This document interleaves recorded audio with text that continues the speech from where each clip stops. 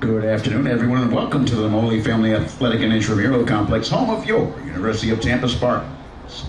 Today, the Spartans welcome Florida Southern College. This game is our salute to service game dedicated to the first responders of our community. We thank you for everything you've done and continue to do every day. Thank you.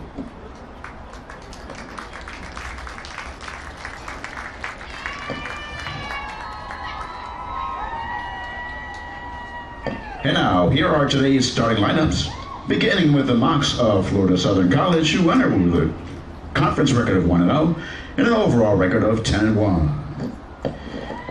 In goal is a sophomore from Mattituck, New York, number 0, Riley Ritberg.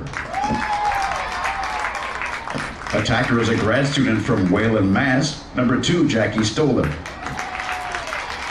Defender is a junior from Doylestown, Pennsylvania, number 5, Ryan Kelly.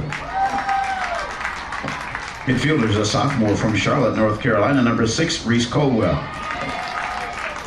Attacker is a senior from Edders, Pennsylvania, number 9, Madison Terr. Midfielder is a sophomore from Gainesville, Florida, number 10, Ellie Griffin. Midfielder is a junior from York, Pennsylvania, number 13, Abby McFerrin. Defender is a grad student from Flanders, New Jersey, number 17, Gina Verone. Attacker is a sophomore from Manorville, New York, number 18, Gianna Murphy. Attacker is a grad student from Boca Raton, Florida, number 25, Lizzie Lynch. Defender is a junior from Sarasota, Florida, number 33, Gabriella Connolly. And defender is a freshman from Bainbridge Island, Washington, number 34, Harper Muma. Head coach of the Mocs is Kara Reber.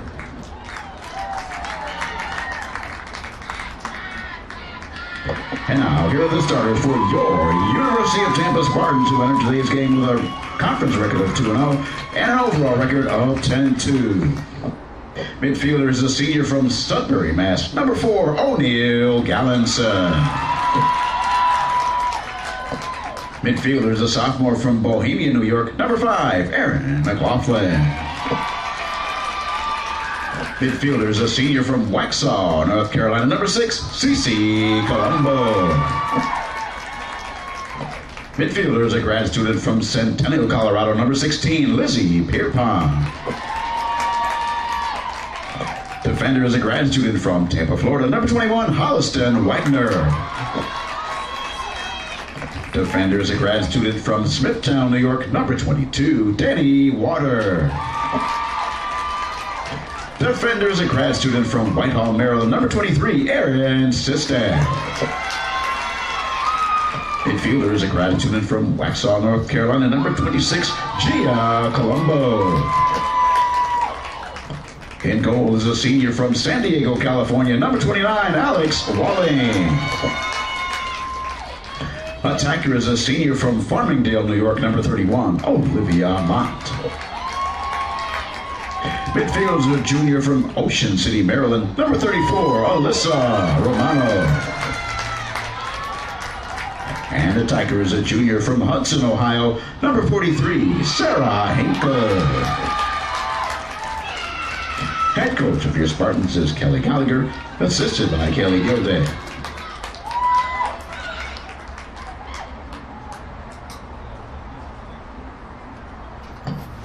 At this time, ladies and gentlemen, we ask that you please rise for the presentation of the colors from our Spartan Battalion.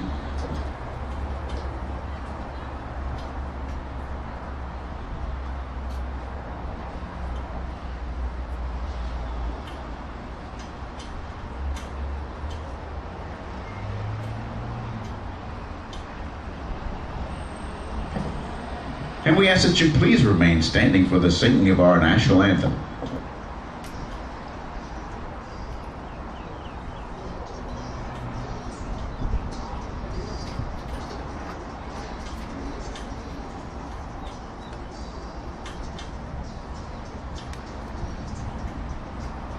The Star Spangled Banner will be performed by Jerome Fulton.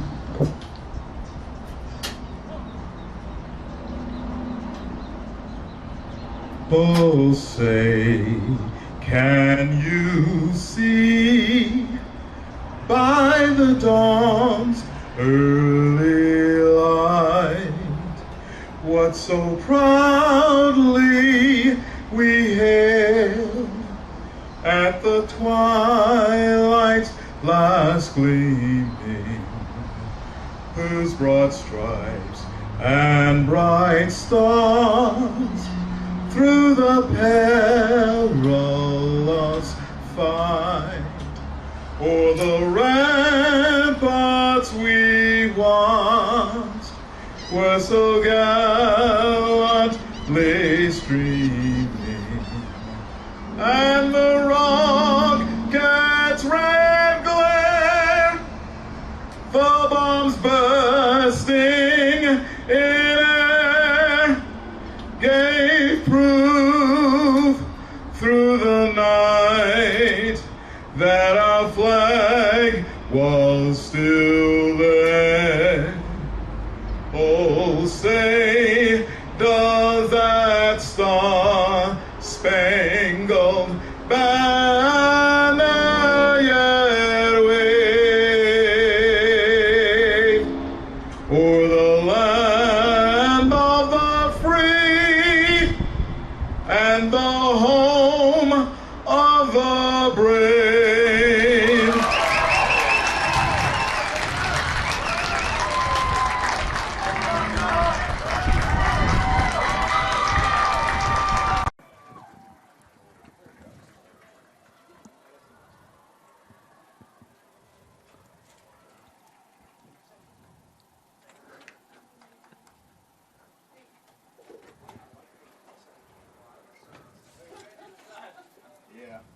Are you doing the "you'll be ejected" thing? Ladies and gentlemen, the NCAA, the University of Tampa, and Florida Southern College on promoting sportsmanship by student athletes, coaches, and spectators. We request your cooperation by supporting the participants and officials in a positive manner. Using obscene gestures, profanity, racial, sexist, or unduly provocative language or action toward officials, opponents, spectators, or administrators will not be tolerated and are grounds for removal from the premises. The use of artificial noisemakers and alcohol products are not permitted.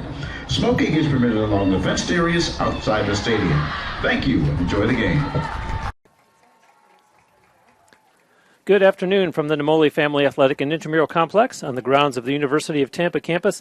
This afternoon, the Tampa Spartans playing host to the Florida Southern Mocs. I'm Bruce Wozniak here to call the action for you, and thrilled to be joined by pro lacrosse player and area coach and a former member of the Mocs coaching staff, Morgan Basler-Pease. Yeah, Bruce, thank you so much for having me back for another game today. I always love when I get to come up here and broadcast a game with you. And what an exciting game this sets up to be. Two conference rivals and two teams with very, very identical records. UT comes in with 10-2 and Florida Southern 10-1, and obviously, as I mentioned, a very important SSC matchup.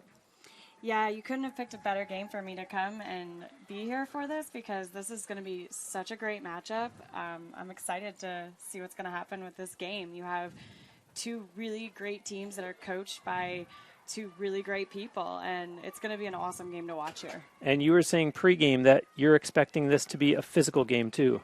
Yeah, just based on, coaching for Florida Southern with Kara before, she always has a very intense defensive style, and I'm aware of how well the UT coaches their defense. It's going to be a really physical game, but I'm excited to see what happens here.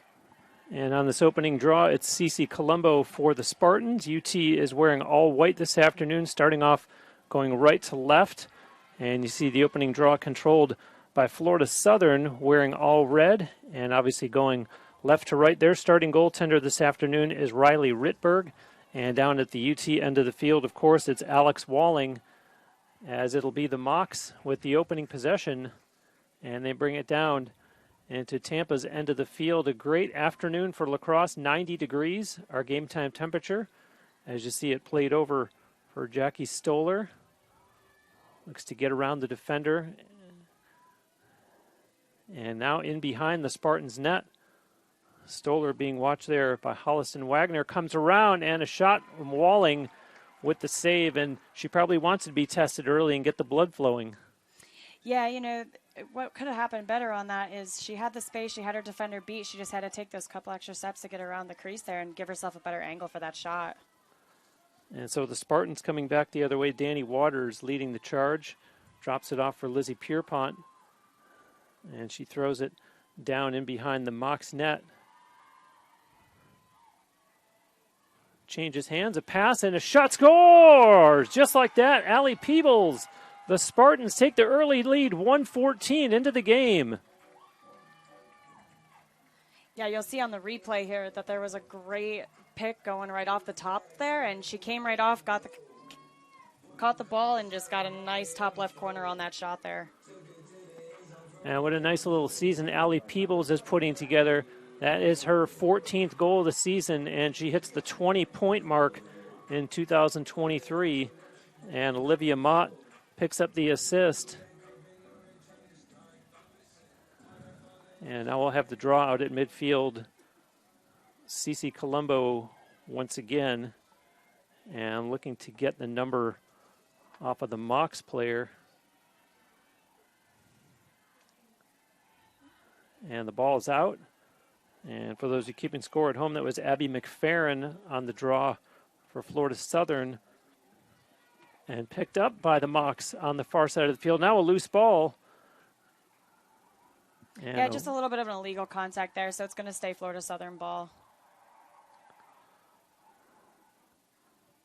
So the Mocs setting up now. I was saying pregame that this looks like a inter-squad scrimmage with both teams having red and white as their colors. And as I mentioned, that's the Mocs in red. And looking for a lane, comes through, and the defense, nice job, they score. Great persistence, and Madison Terre, give her credit for not giving up on that play. Yeah, even though she had the slide come, she was still able to fight through that and get the shot off. And that's something that the Florida Southern coach will love to see, just the persistence and taking it to the net and able to beat Alex Walling to tie the score 1 minute 54 seconds into this opening quarter. I think you're going to see, Bruce, that this is going to be a really high-scoring game just based on how fast both teams are, and they're really going to be looking to push the fast-paced game with. Sophie Risk will take the draw this time for UT. And we see a lot of red for visiting fans in the stands here. Obviously not a long trip if they're based around Florida Southern College. As you see the Spartans in possession here as Alyssa Romano sends it up top, and Risk quickly over to the far side. Emma McLaughlin and the Spartans work the perimeter here, taking it in behind the Mocs net. Mott, who had the assist on the first goal, pass wide open. Emma McLaughlin scores. And a defensive breakdown there for the Mocs as Emma McLaughlin, all she had to do was fire it past Riley Rittberg, and the Spartans regain the lead. Yeah, UT just did the same play there. It was the same pick up top, and there was definitely a miscommunication on Florida Southern's end with the defense. And that's one of the biggest things that, me personally as a coach and as a defender, I always tell everybody that communication is the biggest thing on defense. Spartans will gladly take the defensive breakdown, the miscommunication, as they had scored the game's opening goal. And now they regain the lead, and being announced in the background, 100th career point.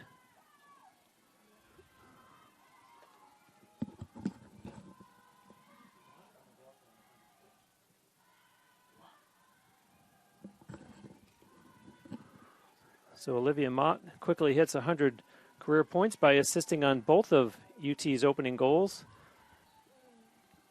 And the ball is out and be picked up again by the Mocs. I know it's early, but I feel like they've, I don't want to say dominated, but let's just say they have the upper hand with draw controls and need to obviously make them count down the offensive end. Yeah, they're getting very lucky with the placement here on the draw control. We'll kind of see how the rest of the game goes with that, but right now they definitely know where they want to put it and where their girls are going to be.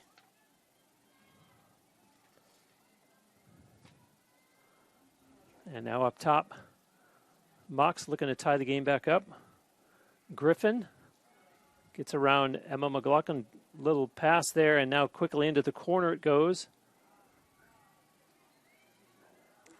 And another nice move out in front, and Walling, a good stop there on the shot by Lizzie Lynch.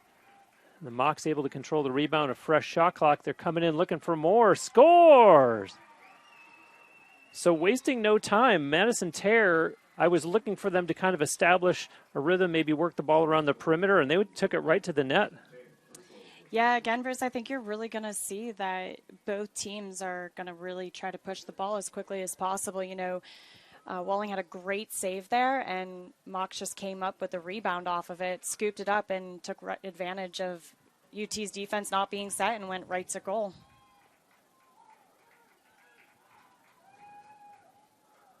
So 4 goals by the two teams combined in the first 3 minutes and 20 seconds.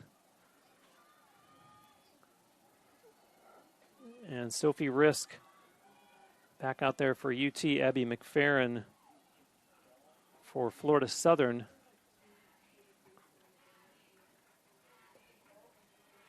Madison Terre with both of the Mox goals.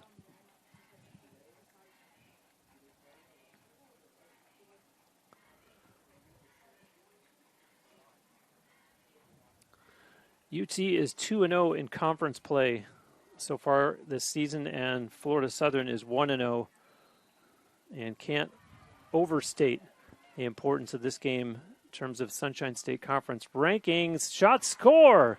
Madison Terre, all 3 Mox goals, and they go up 3-2.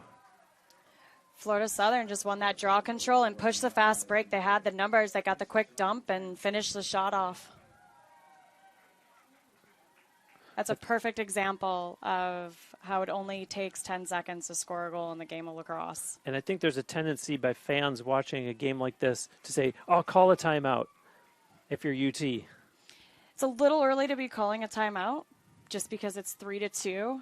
And again, this is going to be a really high scoring game. So I think they're just going to let the momentum keep going before they feel the need to call a timeout. And I think, tell me from a coach's perspective, I think if you're standing on the sidelines, you say, I'm not even thinking about it. I want the girls to sort this out themselves. Yeah, definitely. Let them play. You know, the score is really close right now, and this is going to be a high-scoring game, and we're not even that far into the first portion of this game here.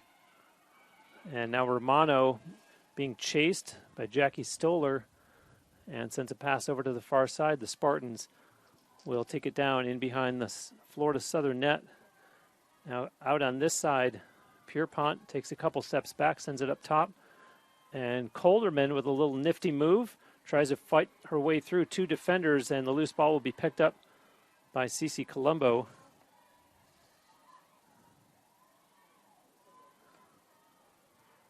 And now that's Gia Colombo on the far side. Into the corner it goes.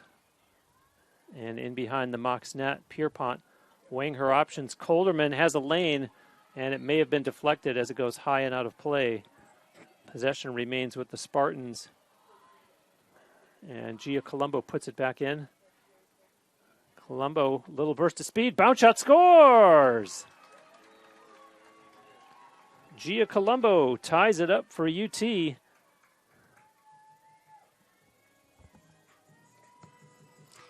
UT had the crease roll there, and Florida Southern just didn't get the slide quick in time. It was a great 1v1 crease roll for Colombo there. 19th goal of the season for Gia Colombo.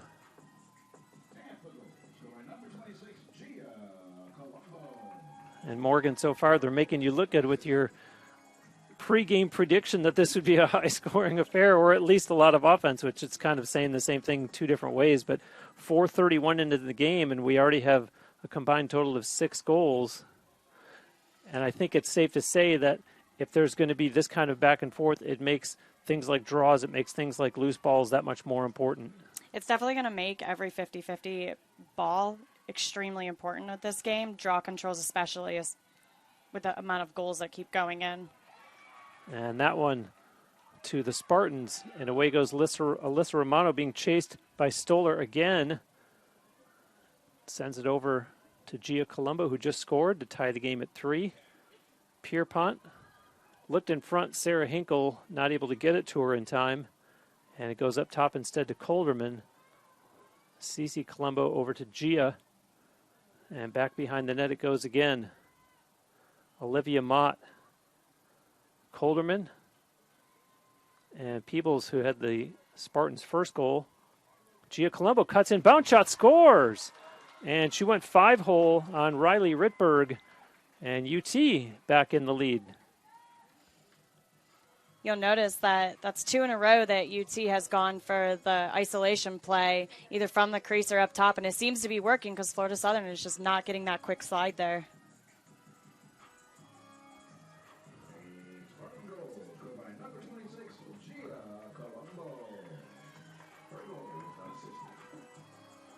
For UT, it's been a little bit since they've played at home. Is it kind of one of those, we're so far into the season that by this point, home sweet home, or is it being on the road for a while does you some good? What's the team thinking in terms of, it has been a while since we got to play here? I think they're excited to be back home, especially with this being such an important game. You always want that upper hand of having home field advantage, especially when you're going against a team like Florida Southern. CC Colombo, and that one cleanly by Florida Southern. Away goes Griffin, and 2 defenders on her. Finds Stoller. And now the Mocs slowing it down, getting things set up in the Spartans' end of the field to pass over to the far side. And the Spartans will obviously pay extra attention to Madison Terre. There's a shot that goes out of play off the stick of Madison Terre. She has all 3 Florida Southern goals.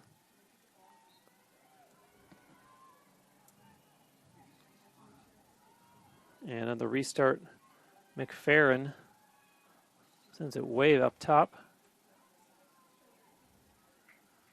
And here goes Stoller, looking to go one-on-one. Turns the corner, collision. Play carries on.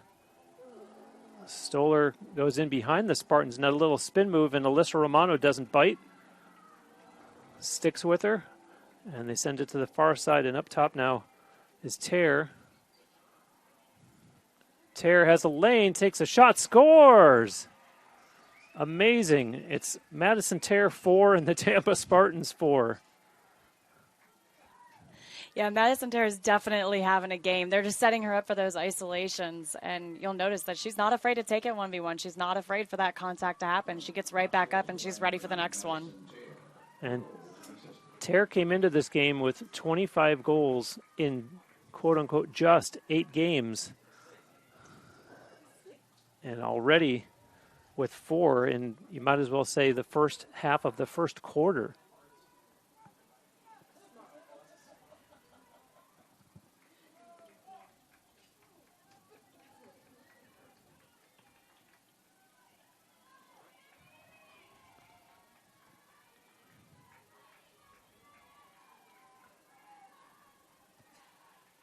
Draw controls are 5-3 in favor of the Mocs to this point, and that one will go to the Spartans as it's Sarah Hinkle, and she goes down.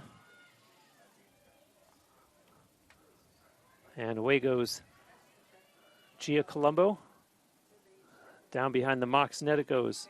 Pierpont looks in front, no white shirts in front, and they reset up top. Cece Colombo for Gia. And down behind the Mocs net it goes again. And Mott has it checked from her stick. Does she regain possession? The Spartans come out with it. Peebles to Colderman. And now Hinkle. Gia Colombo finds an opening, bounce shot, and a save made by Rittberg, and they score.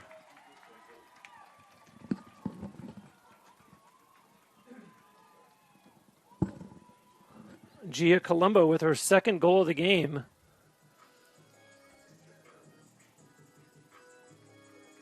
Correction, make that 3. Yeah, you'll notice that Rittberg had the original save, and it just had a really, really weird spin as soon as she made that save, and it just rolled right back into the goal. Very unlucky for the Mocs.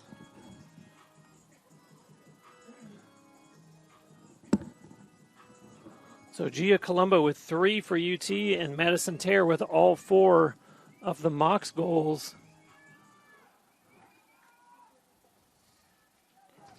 Morgan, if you're Kara Raber, are you saying this is great that Madison's got 4 goals for us, or are you saying we need other players to start finding the net too? She's definitely happy for her that she's had 4 goals, but UT's going to pick up on that, and they're going to start setting the slide earlier. So Kara's going to need some of her other players to start stepping up here.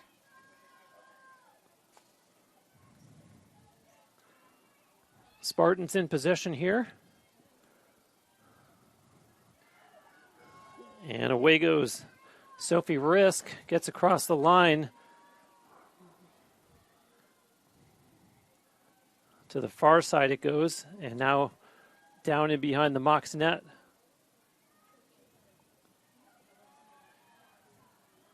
Emma McLaughlin, and here's McGettigan, pushes it to Pierpont in the corner, looking in front, nobody there. McLaughlin, and can't get around the defender, a couple of spin moves, now shoots and scores! Emma McLaughlin, wow. And that is a 2-goal lead for the Spartans.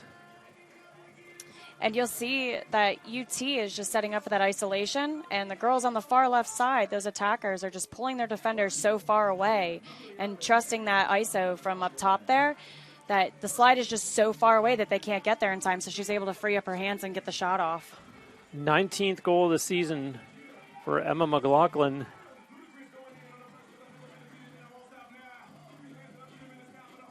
And tons of lacrosse left.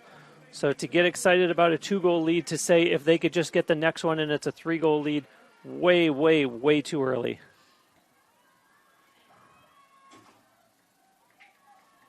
Sophie Risk for UT on this draw.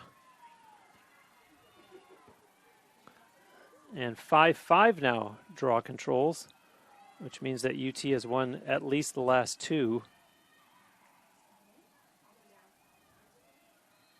And the ball is out, taken and off to the races goes Gina Verone for the Mocs. Verone battling there with Danny Waters, sends a pass into the corner.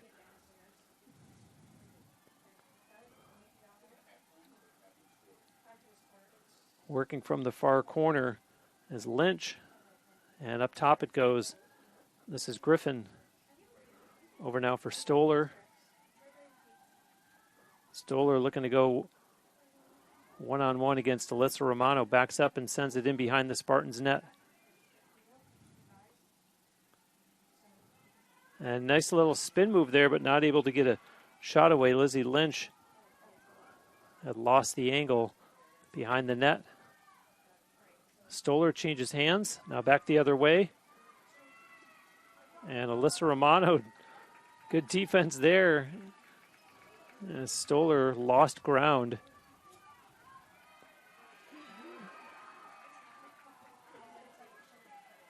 Just a little bit of illegal contact there, so it's going to stay Florida Southern ball.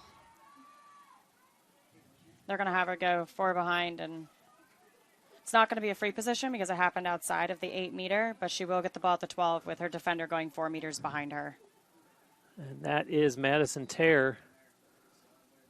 Quick passing by the Mocs out in front. Walling with a good save.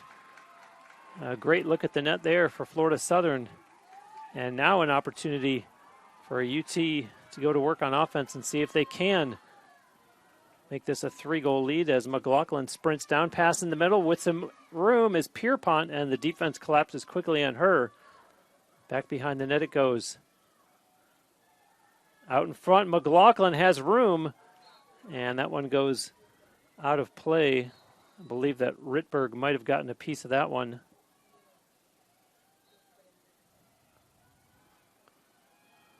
And up top now, Sophie Risk. McLaughlin. And on this side, that's McGettigan. Into the corner it goes. Pierpont gives it right back to her. McGettigan pass in the middle. And Sophie Risk had 2 defenders on her.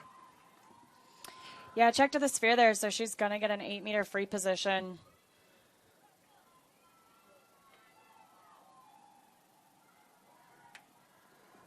Risk one-on-one here with Rittberg.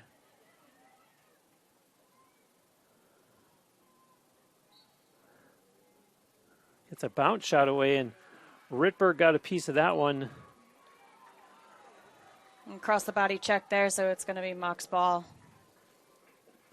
And Sophie Risk, I think, would like to have that free position attempt back. It looked like she didn't get the follow-through that she probably would have liked. Wasn't the hardest looking shot. Yeah, you'll notice that when she released her shot, that the bounce was so far in front there that it went right to the goalie rather than doing the low bounce that you're always looking for with that kind of shot in a free position. Verone across midfield. Stick up a little high there from Sarah Hinkle, I believe.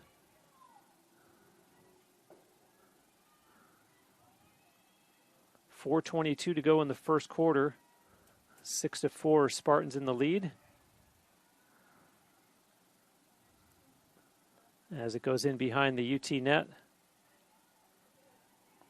Lynch with her head directing her teammates and goes back behind the net. Tries a pass out in front, knocked down by Waters. Lynch able to regain it, and back behind the net it goes.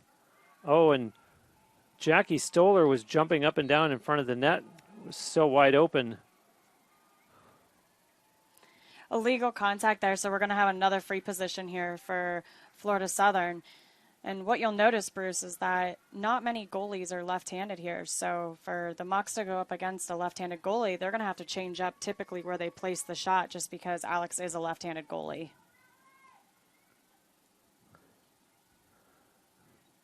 Ellie Griffin, and she goes down as the ball goes out of play behind the Spartans net. Possession stays with Florida Southern, and the shot clock at 19. And out in front, oh, missed. I believe that was Mia Rosso. No, correction, that was 32 and not 22. Sammy Garassi, as they would say in hockey, kind of fanned on it, and the Spartans able to take it away. And Alyssa Romano bumps, weaves her way through. Pass up ahead to McGettigan. And now Colombo pass behind the Mocs net. Pierpont for Mott. And Emma McLaughlin thought she had a lane. And the passing continues as it goes up top for McGettigan. Loses it, and they battle for it. Emma McLaughlin sweeps at it but doesn't get possession. And the Mocs finally come out of traffic with it as McFerrin was able to pick that one up. It was great 1v1 defense by the Mocs there. And Verone was about to cross the Tampa line, and Sarah Hinkle gave her a fine how do you do as Stoller carries on behind the net. Pass over for Lynch. 2:15 to go in the opening quarter. And Ellie Griffin from up top gets around Risk, and nice slide to help out by Riley McGettigan defensively. It goes in behind the Spartans net. 2 minutes to go in the first quarter.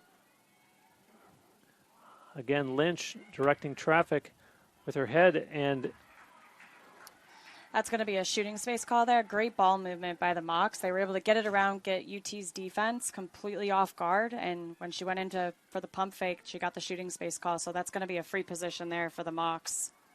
This will be Gianna Murphy one-on-one with Alex Walling.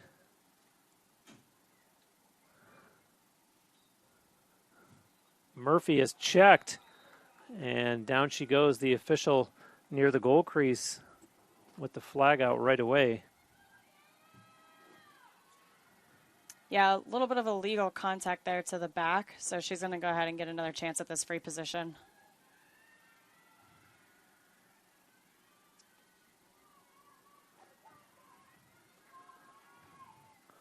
Murphy on the second attempt, and in she goes, and Spartans looked like able to get their sticks into play, and you see them heading back the other way.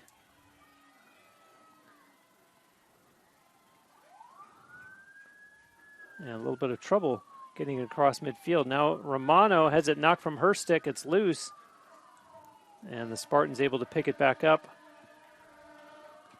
As we're down to 80 seconds left in the first quarter. Danny Waters holds it. Peebles. And nice job defensively by the Mocs to shut that down. Colderman with it. Over for Cece Colombo. Now down behind the Mocs net. 1 minute to play in the first quarter. Cece on the far side. Up top, Colderman gets around her check. Pass in front. Scores! Sarah Hinkle. And I didn't realize that there had been a goaltending change for the Mocs. Sydney O'Neill is now the goaltender for the Mocs. You'll see on that goal there that the Mocs defense slid a little prematurely there, and that allowed that girl to be wide open in the middle and get the shot off. Julia Colderman gets the assist. And for Sarah Hinkle, wow, 39 goals this season.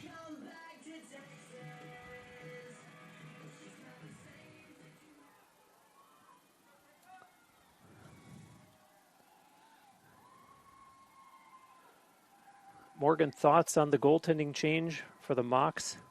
I'm shocked that they did it so early, but Kara Reba's a great coach, and she knows what she's doing. So she might feel that the goalkeeper wasn't her day, and they want to do a little bit of a change-up to throw UT off a little bit.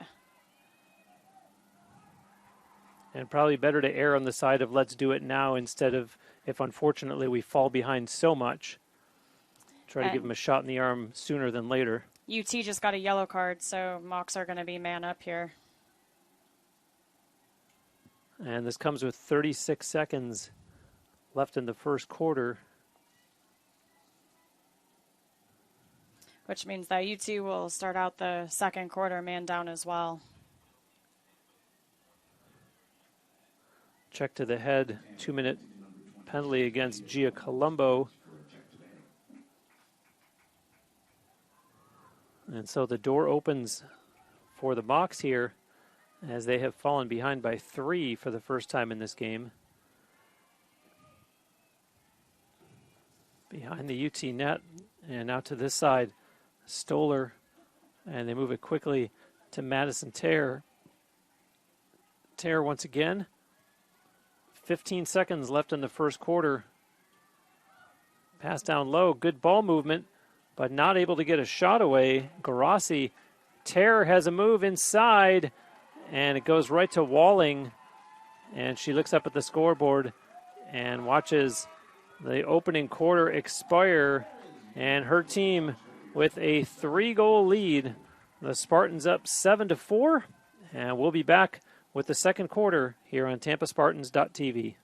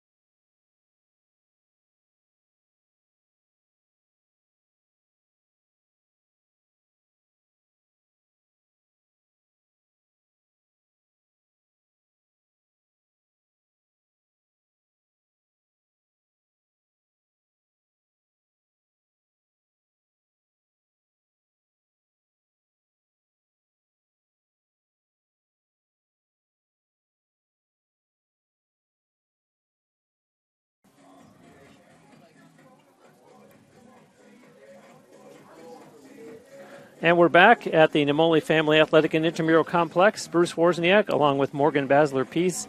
And 7-4 Spartans, the score. Shots on goal are 8-7 in favor of UT. Draw controls are 7-5 in favor of the Mocs. And we talked to Morgan about the goaltending change and whether or not that could help. The Mocs need to get something going here before the Spartans build on this lead too much more. Yeah, and they're going to start the second quarter man up because the yellow card is still has about another minute and 30 seconds left. So Florida Southern will have that advantage of being man up for a little bit longer, but they're really going to look to want to win this draw control here. And in case you're late in joining us, Madison Terre has all 4 Florida Southern goals and 3 of the 7 Spartans goals by Gia Colombo. As you see, Lizzie Pierpont out there for UT will take this draw against Maria Reeves. And as much as we've seen Pierpont in the past take draws for UT, interesting that both coaches now are saying, let me put someone out for the draw that hasn't done one so far this game. You'll see, I think you're going to see that there's going to be a lot of change up here in the draw control, especially as the game continues on. And you're also going to see both teams are going to start doing a lot of substituting just because it is hot out, and especially playing on turf, it's just going to make it even hotter down there. And that one controlled by the Mocs, and quickly they come into the Tampa end. And keep in mind, as Morgan said, Spartans still killing off this penalty that was called against Gia Colombo. There's still 1:07 left in it. And so the Mocs trying to capitalize on having the extra attacker as Stoller sends it down. It goes in behind the Spartans net. And here is Madison Terre. Up top, Griffin sends it to the other side. And Danny Waters slides over to shut down that lane. Stoller, bounce shot, scores! Jackie Stoller, and a little bit on the outside variety. Yeah, you'll notice here that when you have a player up on offense, the key to it is move the ball as quick as possible. That makes the defense have to move and rotate even quicker. So you'll see there that the ball got moved around super quick, and the Mocs were able to just free up the person at the top right corner there and get the shot off.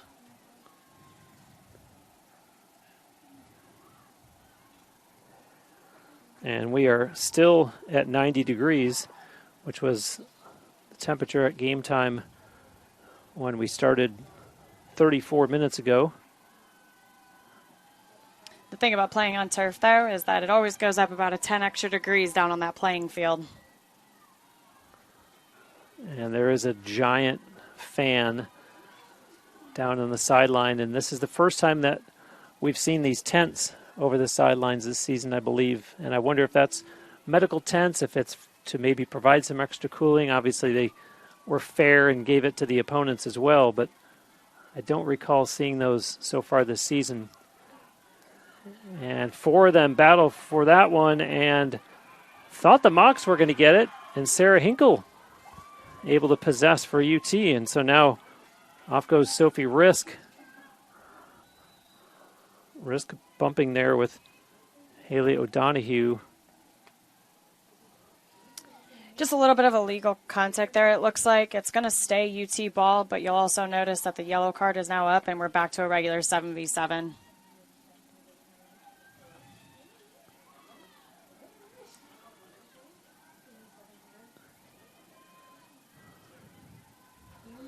There's a pass now for Risk. Over for Gia Colombo. Back to Risk again. Inside and scores.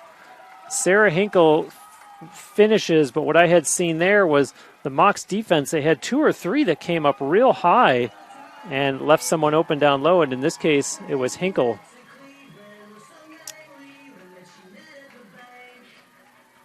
It looks like the defender for the Mocs there got caught ball watching down on the crease, and you'll see that UT took advantage of that and cut on her backside and was able to get wide open in the middle there and get the shot off. Sophie Risk gets the assist. And that's Hinkle's second goal of the game. One thing I'm noticing about the goaltender that's taken over for the Mocs, we went from Riley Rittberg at 5'6" to Sydney O'Neill 5'9", and it does look like it's a significant 3 inches. She covers a lot more than that. As logical as that may sound, it looks very noticeable to the naked eye. You could definitely notice a height difference there, and especially when you have a taller goalie go in. My husband, who is actually a goalie coach, I think he would agree with me when I say that you're going to see UT start doing a lot of low shots. And the draw, ball is loose. Picked up by Hinkle. Florida Southern, there's an injury right here. She got hit in the mouth in the ground ball pickup there. The stick came up and caught her in the mouth. So they're just going to go ahead and stop the game and give Verone a second here just to get a substitute. It'll stay UT ball, though. And I saw Verone, as she's heading to the sideline, waving for a substitution, and so that has taken place. And now Sarah Hinkle, who just scored, as UT, an errant pass, they turn it over, and off to the races, a 2-on-1 to Stoller, 1-on-1. Stoller, oh, and great back checking there by Erin Sistek. And that was almost gift-wrapped. Not going to get a much better scoring opportunity. When you have a 2v1 like that, you really got to look to finish your shot. You know, you always got to protect your stick, and great defense there by UT to be able to come up and have a block on that shot there. And you know that will replay over and over in her head. And it'll replay over and over in Erin Sistek's head for highlight reasons, too, as Tare looks for a lane. And over it goes to Stoller. Stoller, and stick came up high on Jackie Stoller. That's going to be another yellow card against UT, so Florida Southern again is going to have the man up here.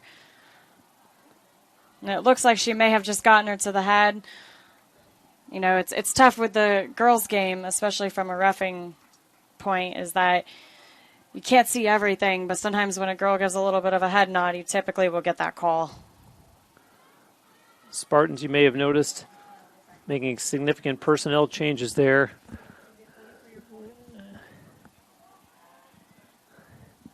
And a two-minute check to the head call against Sophie Risk. And so again, the door opens up for the Mocs, playing with the extra attacker here as they get it down low. And there's that quick ball movement, Morgan, that you talked about, trying to tire out the Spartans and take advantage of them being one player short on the risk penalty. Tare up top. And that's Griffin back to Tare. And back to Ellie Griffin again. She tries the other side. Pass inside, and another stick came up on Haley DeLeo, and no call. Play carries on, and the Spartans able to take it away. And I think Haley DeLeo was waiting for the official to make the call. She was definitely looking for that call, but right there you'll see that the Mocs were able to check it out of her stick, and with that kind of call there, if you check it out of their stick and it goes out of bounds, it actually goes to the other team because they were the last ones. The team holding it was the last one to touch it. So with the check there, it goes out of bounds, and it's going to be Mocs ball again with the 7v6. And 42 seconds left on the Spartans penalty. It's Ellie Griffin again, and quick pass, Stoller, and another whistle.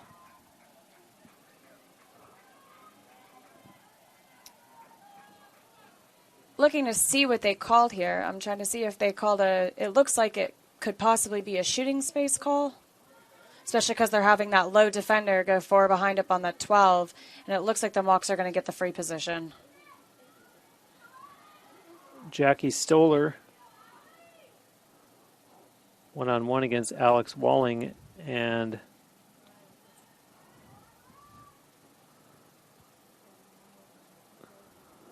there's the whistle now. Bounce shot scores. And Stoller makes it 8-6 with her second goal of the game, 4:09 into the second quarter. And the Spartans give up the goal on the penalty that had been called against Sophie Risk.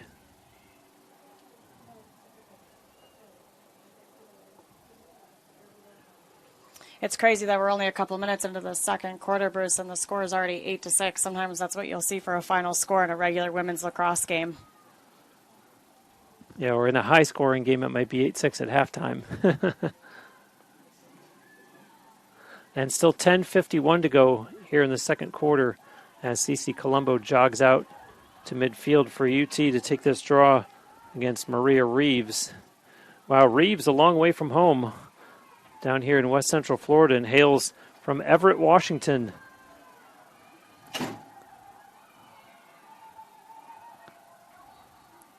The ball's out, and Colombo chases it down along with Abby McFerrin, and possession to the Spartans. Mocs are going to get called for an empty stick check on there. Bruce, you have to have the ball in your stick before you can actually check the other opponent's stick, or else you're going to get called for that empty stick check. Pierpont pushes it ahead. Colderman, and to the corner it goes.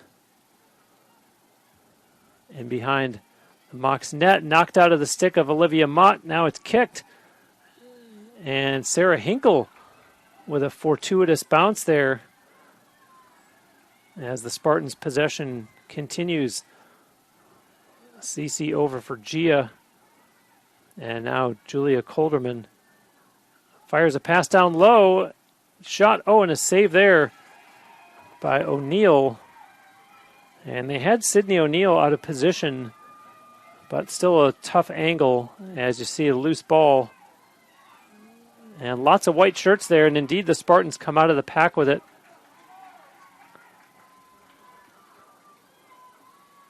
You'll notice, Bruce, that the Mocs are now playing way out on defense. So they're definitely going into a high-pressure defense here. Colderman over for Gia Colombo. And now down low, that's Cece out in front. Little fake there by Hinkle. Here comes Colderman, bowls her way through the lane, scores! Julia Colderman up top. And the Spartans find the back of the net, 5:42 into the second quarter. You'll see here that UT tried to get the shooting space call. They did the pump fake, weren't able to get the call, so she just dumped it on the cutter coming in, and it was a great finish there by UT to take the lead 9-6. And for Colderman, that is goal number 20 on the season.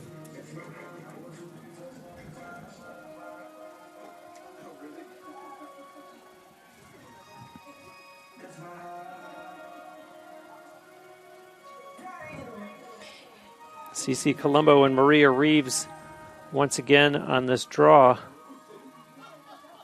Draw controls are going to become very important as this game continues on, especially with how high scoring the game is. You're really going to look for both coaches to put their best players on the draw and out on the circle there. The ball's out. And Alyssa Romano with a good burst of speed and possession to her Tampa Spartans. Hinkle with it.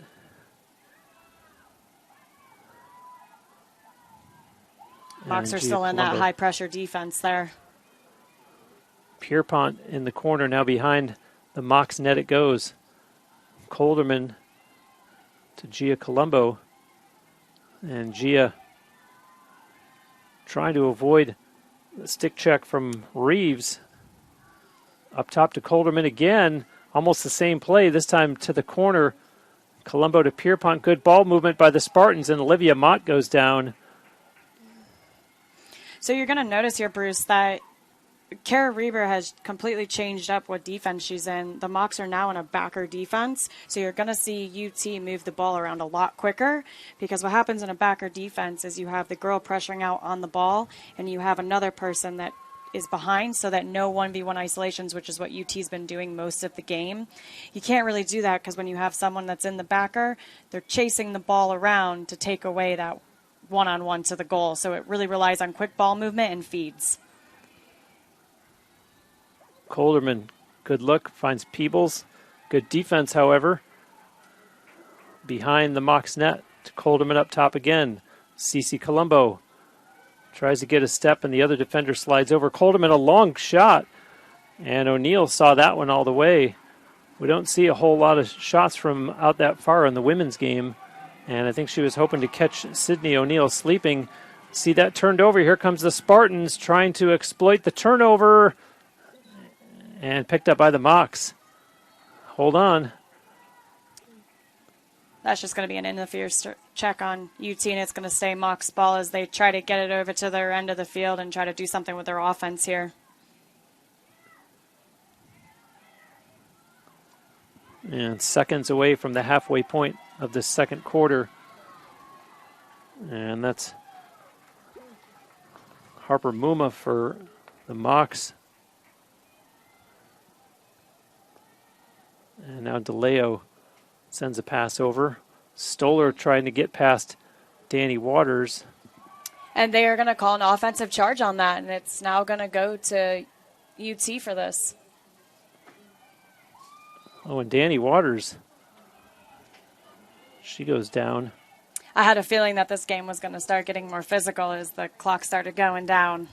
Yeah, we had a game here a few weeks ago where I distinctly remember CC Colombo, after Alyssa Romano had been taken down big time, CC Colombo also taken down in that one. And unofficially, I don't remember that to be a conference opponent. So if this one starts getting heated in the way that you're foreseeing, fasten your seatbelts. Behind the corner, behind the net it goes.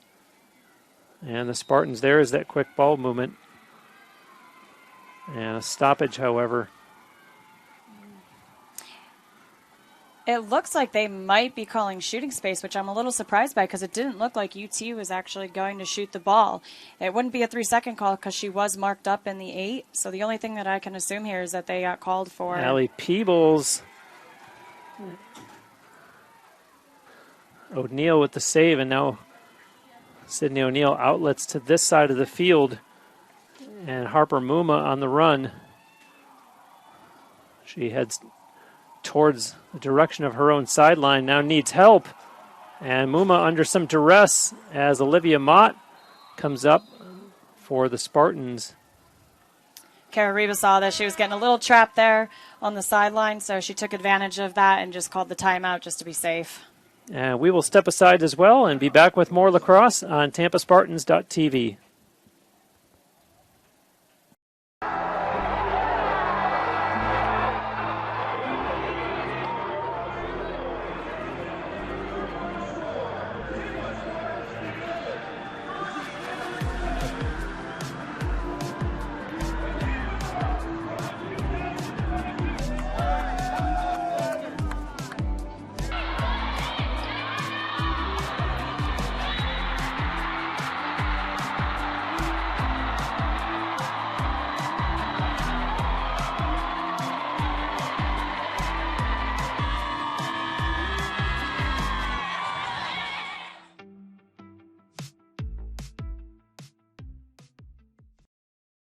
Possession.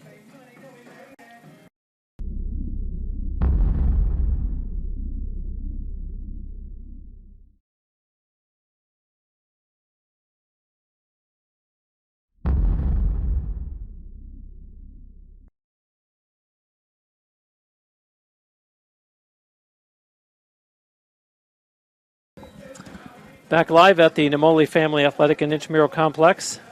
Spartans leading at 9-6. And Morgan, you were saying that was probably a case of my player's in a precarious situation here. Let me help her out and just call a timeout. And also a good opportunity to just kind of talk to the Mocs and say, look, we're still in this. Let's play our game. Let's make every possession count. They're definitely still in it. It's only 9-6. That's easy to come back on. Smart move by Kara Reba there to call the timeout, bring her team in, have a conversation about what needs to happen to start getting some offensive possession here and putting the ball in the back of the net. Yeah, so the tiptoeing near the sideline might have been a blessing in disguise, just to say, let's exhale, let's get our game going. This is our possession. And let's see if Coach Raber drew something up here that they're able to convert now. As you see the ball in, and Stoller gives it to DeLeo. And to this side of the field it comes Garassi to Tear. Tear one-on-one against Holliston Wagner. And now Stoller turns the corner, pass in the middle, and down goes Abby McFerrin. The official there is going to say that the contact affected the shot, but she put her flag away and actually said that it happened before the shot occurred, so it's going to say Moccasins ball behind the net there.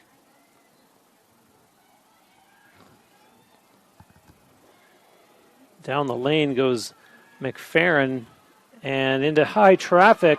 Maybe an ill-advised pass as the Spartans take it away, and Emma McLaughlin off to the races.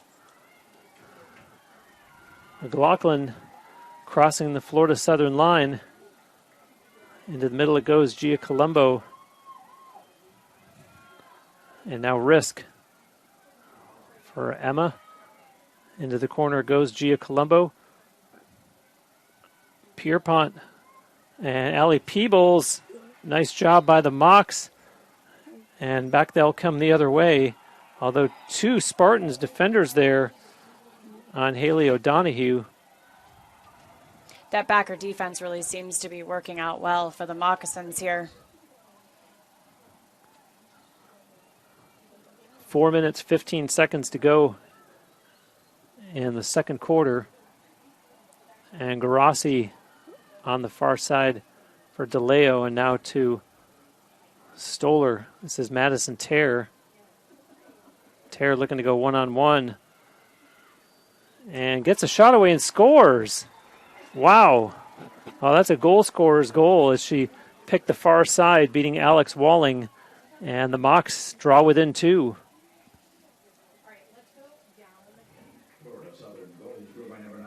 Great lefty shot there. And I'm a little surprised that she took that shot just with the goalie being left-handed, but she was able to finish it and get it in the back of the net and bring this score to 9-7.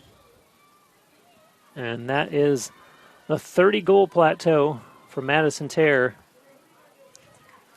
as she has 5 of her team's 7 goals.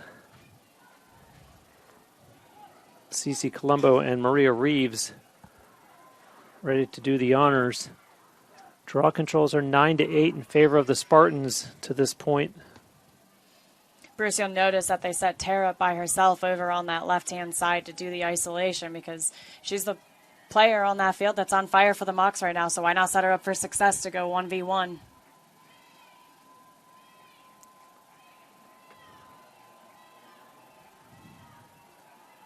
And the ball's out. And good hustle by Alyssa Romano. It looked like Gina Verone was going to possess that for Florida Southern. And possession does go to the Mocs. And Romano is actually going to go off a 1-minute delay of game call against her.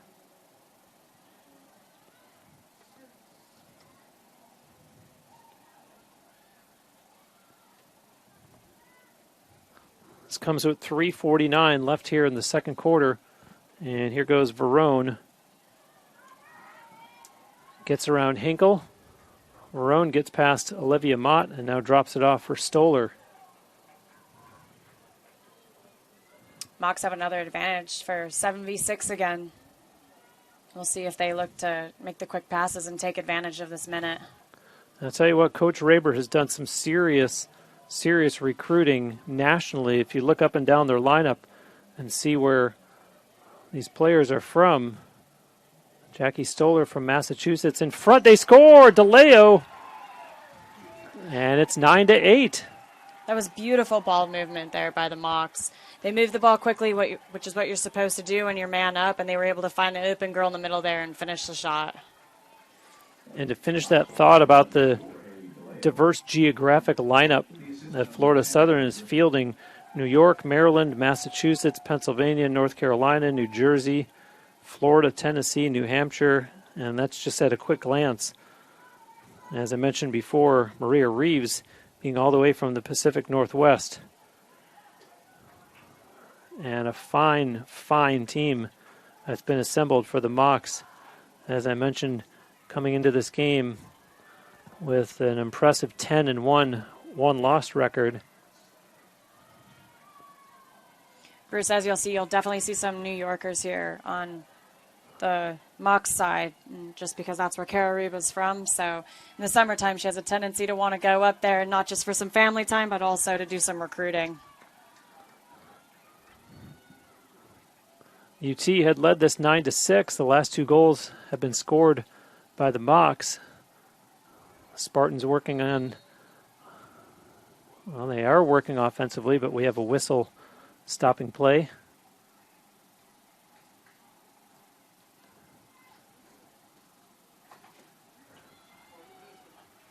And it looks like we're going to have a free position attempt here.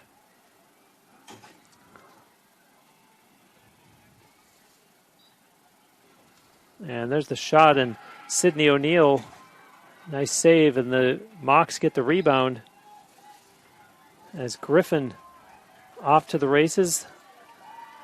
Ellie Griffin carries on. To the middle it goes. McFerrin sends it over to the other side. Stoller. And up top to Griffin again. Madison Tare. Let's see if she'll go one-on-one here against Wagner. Starts to and then goes up top instead. And Griffin pushes it to the far corner. Now in behind the Spartans net it goes. Pass out in front and mishandled, and the Spartans take it away. And there's a missed opportunity for Florida Southern that Coach Raber won't be happy about, as Wagner starts it up for UT. Cross midfield. Holliston Wagner into the Mocs end. Drops it, picks it back up, gets away from the defender. Pierpont over for Emma McLaughlin. Gia Colombo over to Sarah Hinkle. 70 seconds left in the half. Over it comes for Cece. And Emma McLaughlin into the corner for Gia Colombo. And up top, Pierpont. Colderman. Pierpont moves in, has room, scores! Lizzie Pierpont. And the Spartans can exhale just a little bit. It's a 2-goal lead with 56 seconds left. Mocs are still in that backer defense, so you'll notice here that UT is going to move the ball quick, and you'll notice that they were doing a lot of skip passes on that last play. Skip passes is one of the best way to beat a backer defense, Bruce, and they were able to do that. They did the skip pass, and they were able to get that free lane right down the middle there.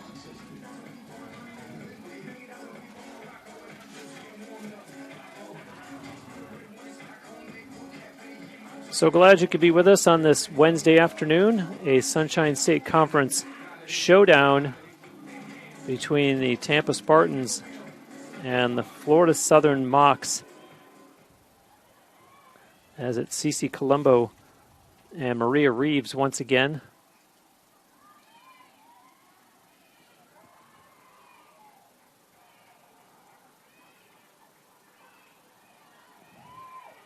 Or Lizzie Pierpont, by the way, that is goal number 14 on the season. As you see the Spartans with the draw control, and down they come, looking to get that 3-goal lead back. There's Gia Colombo. Long pass, and Colderman now picks it up. Over for Cece Colombo, for Emma McLaughlin. 30 seconds left in the first half. Gia behind the net for Colderman again. Pierpont, who just scored. Down low, Emma McLaughlin, good save, or that may have hit the goalpost by the amount of ricochet, and picked up by Pierpont. 13 seconds left in the half. Spartans will obviously look to get one more shot. Pass connects out in front, and an errant, ill-advised shot, dare I say. And Emma McLaughlin able to keep it in, but time is going to expire. And so a missed opportunity for the Spartans, but they will go into the halftime break with a 2-goal lead. It's 10-8, and we'll be back with the second half on TampaSpartans.tv.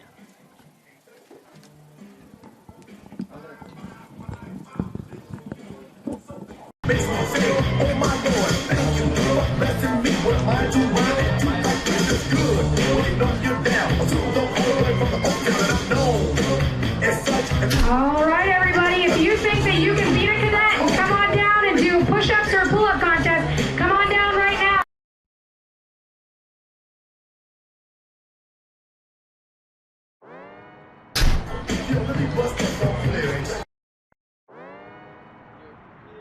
Wayne State Medical School has been my dream medical school since I was 5. Athletics are important, but so is service, so is research, so is becoming a better person. And we expect you to do well athletically, but don't forget the reason you're here, which is to give back to your community and to get. Being a champion takes more than skill, more than endless drills, more than using your head. Being a champion takes the heart to give it your all, the agility to thrive from any angle, and the relentless drive to be the best. Welcome to Division 2, where the pursuit is yours to create, and the question isn't, can you do it? It's will you. We have Lila and Suze. Being a champion takes more than skill, more than endless drills, more than using your head. Being a champion takes the heart to give it your all, the agility to thrive from any angle, and the relentless drive to be the best. Welcome to Division 2, where the pursuit is yours to create, and the question isn't, can you do it? It's will you.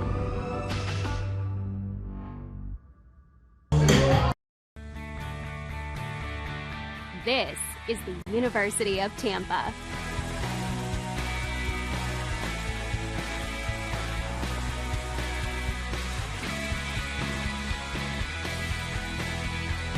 Explore your dreams, discover your talents, get ready to invent, innovate, and be a leader. This is the University of Tampa. A return to normal and all we love about sports. You've instilled resilience, focus, and selflessness in us. We've put those lessons to work. We've found strength and unity in each other. You continue to take us places we never imagined. You bring out the best in us. So when we look forward, we see the light at the end of the tunnel. We see a better world for all of us And for college sports.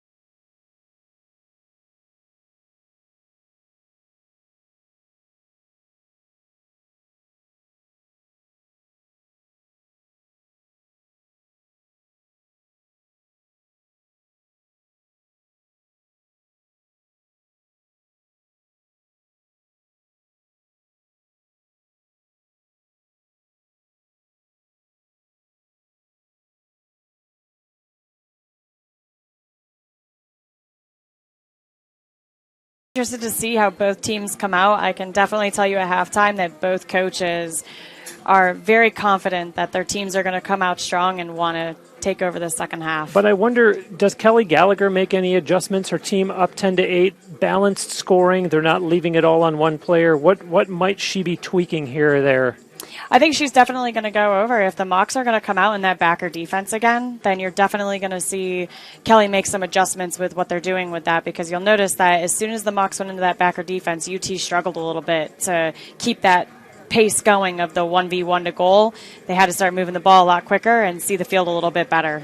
And on the other side for Florida Southern, does Kara Raber say, okay, as great as it's been that we've gotten 5 from Madison Terre, ladies, I need some of y'all to step up and compliment her? Reber's definitely going to be looking for everyone to step up. You're going to see that the draw control game is definitely going to become a very important factor, again, as the score is 10-8 at halftime and we're going into the third quarter. These draw controls are going to definitely become crucial. To this point in the game, 11-9, the draw controls favoring the Spartans. Shots on goal are 15-11, also in favor of UT. So 10 of 15 have gone in the net. And we did mention that there was a goaltending change early on, way back in the first quarter, as the game had been started by Riley Rittberg. And since then, it's been Sydney O'Neill between the pipes for the Mocs. As you see, the Spartans with the first offensive possession of the second half. And that's Alyssa Romano. Sends it down in behind the Mocs net. You'll notice that the Mocs are still in that backer defense, so Reber definitely felt comfortable going out into the third quarter, staying in that backer defense. I will add, though, in talking about shots on goal and the like, only 3 saves by Alex Walling in the first half. I'd have to say that that's a little concerning on the Tampa side. It's also saying that Florida Southern is really able to finish their shots when they're able to get them off. But that also tells you that UT's defense has definitely been working out well for them, that Florida Southern hasn't gotten as many shots on cage, but that their defense has been able to hold them. And this is Lizzie Pierpont. Colderman cuts inside a low shot and goes out of play, 29 on the shot clock for the Spartans. Gia Colombo will put it back in. She has 3 goals so far. And there's a shot, Pierpont, and she was taken down. And they're actually going to give a yellow card on that. It was a dangerous play. She got the shot off. Her arms were free, and you'll see that the Mocs defense there cross-checked her right in the back, which not only affected the shot, but it's just considered a dangerous play. So not only is the Mocs going to get a yellow card here, but they're also going to get the free position to try and go ahead 11-8. Now, let me go back to what I was saying before the Mocs fans come at me. I said Gia Colombo with 3 goals so far. I should have stopped at 3 goals. You never know, though, with that kind of momentum, as we've seen with Madison Terre. Obviously, the Spartans hoping that it'll continue as we have the free position attempt here. And Pierpont backs off, sends it over to Cece Colombo instead. Down low it goes. And Emma McLaughlin cuts in, and a nice save there by Sydney O'Neill. Haley O'Donoghue, by the way, the Mocs player that got the 2-minute penalty. And Sydney O'Neill taking her time. The Mocs started out of their end and bringing it up as Reese Colwell. That was a great low save there for the Moccasins goalie. And then, Bruce, I had said earlier that you'll notice that UT is going to start shooting low just because of her height.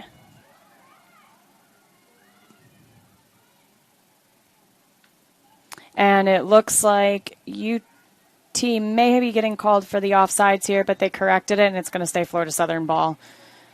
Again, they have the yellow card, so... Oh, no, I apologize. That's actually Florida Southern that has the yellow card. And you were talking about shooting low as a result of the tall goaltender. Yeah, you'll notice that UT has been shooting low, and that was a great save there for the Mocs. Even though they got the low shot off, it was a great low save by the Moccasins goalie. Ellie Griffin here, as the Mocs, you would think, are going to use the entire shot clock. Keep in mind that they're killing this penalty against Haley O'Donoghue. Shot clock at 15. And Terre, 2 defenders on her, not surprisingly. 7 on the shot clock. Terre shoots, and the Spartans get the rebound. And, yeah, Danny Waters felt that one on her back. The official there on the spot. And 15 remaining in the penalty against the Mocs. If the Spartans are quick, we'll get it down there and get one more shot away with the extra attacker. It's Alyssa Romano on the run. Gia Colombo. And now the penalty expires. The Mocs are back at full strength. Pierpont up top. And Emma McLaughlin threw that one. Let's see if it's turned over. It looks like it is. That was a push from behind with fighting on the ground ball there. They caught her just on the back, just enough to get the call, and the Mocs now have possession of the ball. And going back, McLaughlin, just a soft toss that I don't think she knew that there was a Mocs player in pursuit. And it led to this as Stoller brings it down. Checked there by Alyssa Romano, and the official there calls Romano. And now McFerrin sends it over to the far side. It was 7-4 UT after 1, and then the Mocs, quote-unquote, win the second quarter 4-3. As you see them with it. Bounce shot, and they're going to say there that the contact affected the shot. Typically, you'll see the flag go up, and so she already had the call on that with the illegal contact, so she was going to get the free position. She probably didn't see the flag, so she took the shot, but there was also illegal contact that affected the shot, so she's still going to get the free position here.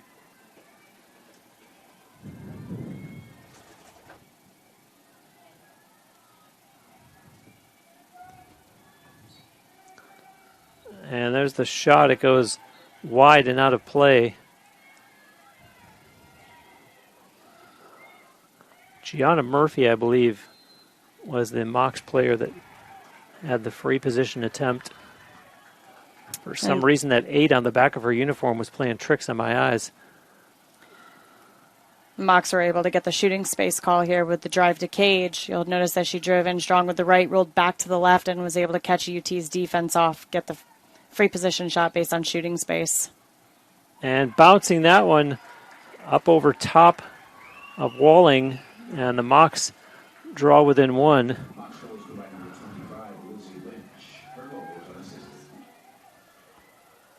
Bruce, I had the pleasure of coaching Lizzie Lynch when I was at Florida Southern. She's a great ball player. She always is one that's able to hype her team up, and you can always count on her to be the one that finishes in the back of the net. And for those watching at home, let me say what a thrill it is to be joined by Morgan here in the booth, a pro lacrosse player. You heard her mention having been on the Florida Southern coaching staff and coaching locally as well. I believe congratulations are in order. I saw some pictures on social media. It looked like your local team might have had some success. Was it this past weekend? Yeah, so Tampa has a rec program, and at the end of the season for the rec program, you have what's called Battle of the Bay, and it's where all of the local teams go, and they do a tournament-style play. And my girls came up and ended up being champions, and they were actually champions last season as well. So it was a great back-to-back win for my girls, and I'm super proud of them as a coach. And rest assured, she is glowing as she's talking about them up here in the booth, and they are fortunate to have a great coach. I'm sure they know that, as we have a whistle down on the field. It's going to be another illegal contact here, and I had a feeling that this game was going to start getting really physical. And that stick came up a little high. DeLeo carries on. And now McFerrin. Ellie Griffin. And another whistle. Looks like UT is getting called for offsides here. So they're just going to go ahead and correct it, and they're going to keep it Florida Southern ball. And reset the shot clock as well, as the Mocs with it now on the far side of the field. Tare trying to work her way in. Holliston Wagner, credit her, the defense that she's been playing in this game, largely against Madison Tare. And it's not a knock against Wagner that Tare has 5 goals, but she has stood out as Holliston Wagner with a defensive play. What a play there. Wow. And put that one on the highlight reel as the Mocs tie it at 10. Great individual effort. That was a great crease roll there by Stowe, and you notice that she was able to get the shot off, and I was actually a little confused because it looked like it hit the back of the net just based on the angle that she took. I wasn't sure if that actually went in the goal or if it was on the outside, but clearly it hit the back of the net, and that was a great 1v1 take there. Yeah, from our vantage point here, that's what it looked like to me as well, and you could tell by the reaction on the field that it was indeed a goal. And so we're going to have a timeout called on the field, and we'll step aside as well and be back with more lacrosse on TampaSpartans.tv. Wayne State Medical School has been my dream medical school since I was 5. Athletics are important, but so is service, so is research, so is becoming a better person. And we expect you to do well athletically, but don't forget the reason you're here, which is to give back to your community and to get good grades. A return to normal and all we love about sports. You've instilled resilience, focus, and selflessness in us. We've put those lessons to work. We've found strength and unity in each other. You continue to take us places we never imagined. You bring out the best in us. So when we look forward, we see the light at the end of the tunnel. We see a better world for all of us and for college sports. Back live, the timeout had been called by the Spartans. They will go on the road after this game. They will go down to West Palm Beach this Saturday to take on Palm Beach Atlantic. And if you're watching from a Florida Southern perspective, thank you very much. Your team will be home on Saturday for an afternoon game against number 7 Rollins. And currently in a 10-10 tie with the 5th-ranked Tampa Spartans.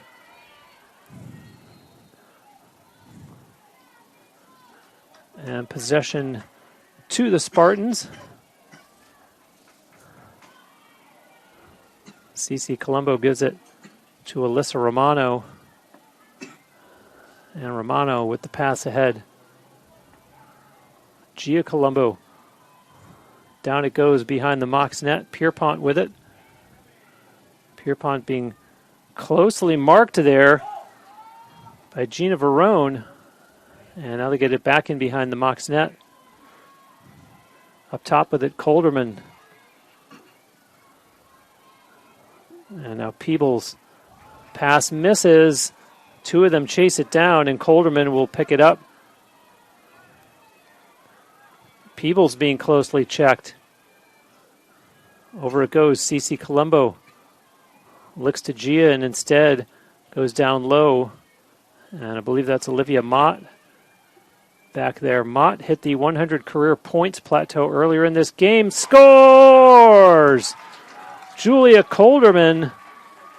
And UT goes back in the lead. It's 11-10. Colderman's second of the game. Yeah, the backer defense really didn't work there for the Mocs. Colderman was able to beat the first player, and then that backer was still coming back from where the pass came from and wasn't able to get there for the slide in time.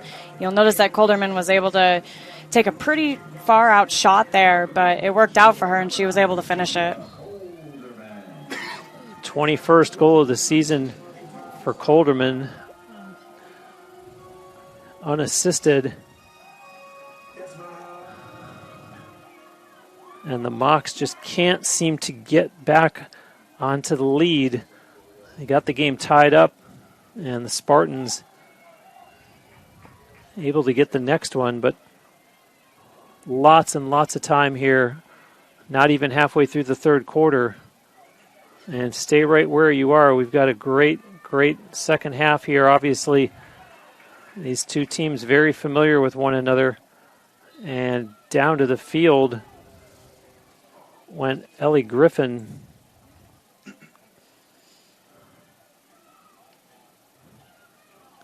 Griffin bounces back up and puts her protective eyewear back on.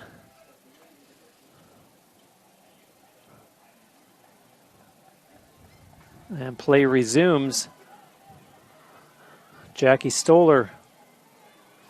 Stoller, no one open in front of the net. There's not even anyone being watched in front of the net. No red jerseys in one of those prime scoring areas. As Terre looks to get inside. Pass in front, scores! A nice job sneaking in the back door and making me look bad. Sammy Garassi. And the Mocs tie it up at 11. You're going to see on this replay here that Terre has been such a threat for UT this whole game that, you know, she set up for the ISO and went to go to drive. And what happened was that UT slid so early because Terre has been such a force on the offense for the Mocs. They slid and they weren't watching their backside. And they were prepared to slide early for that one-on-one, and Terre took advantage of that and dumped it low, and Mocs were able to finish it. Sophie Risk for UT out for this draw. Exactly halfway through the third quarter. And Abby McFerrin out there on this draw for Florida Southern.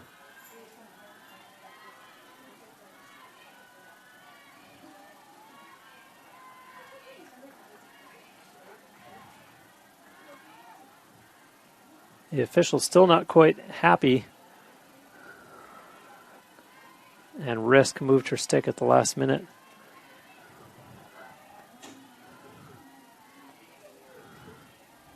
And now they're set. Ball comes out. And the Mocs, Maria Reeves.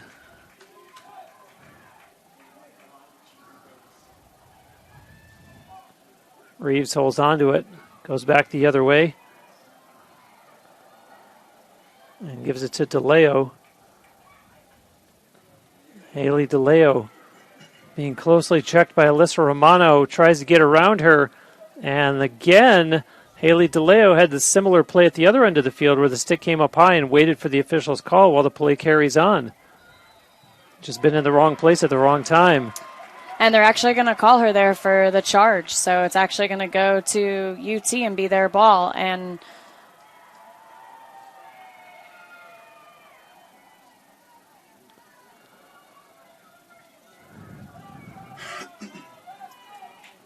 the official down in the far corner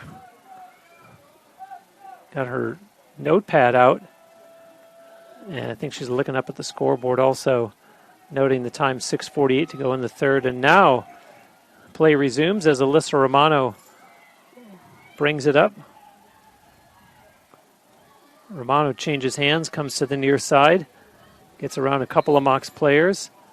Stick came up there from McFerrin. Play carries on. A real back and forth game here, tied at 11, and a whistle stopping play.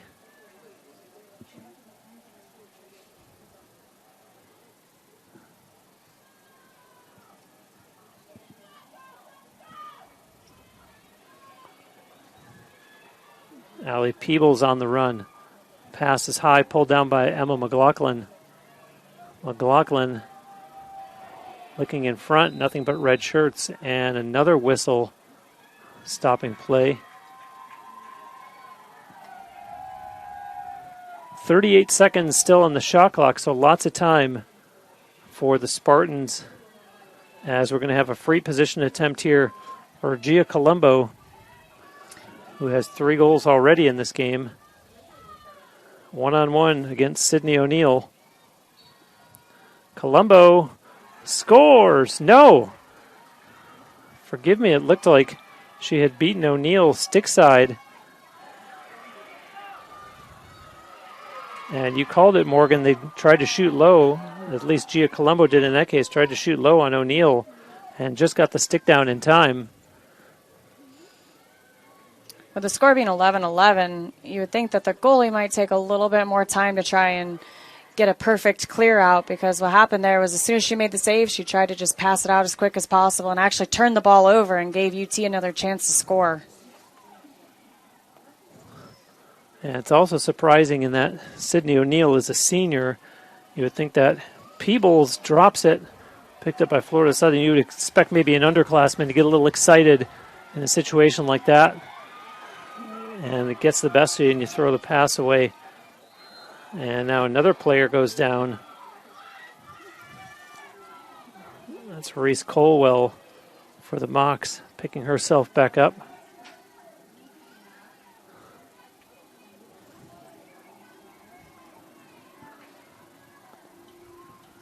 And here comes Florida Southern. Cross midfield. Pass to the far side. Trying to get the lead. The Mocs have either been playing from behind or with the tie. And it's knocked from the stick of Griffin by Sophie Risk.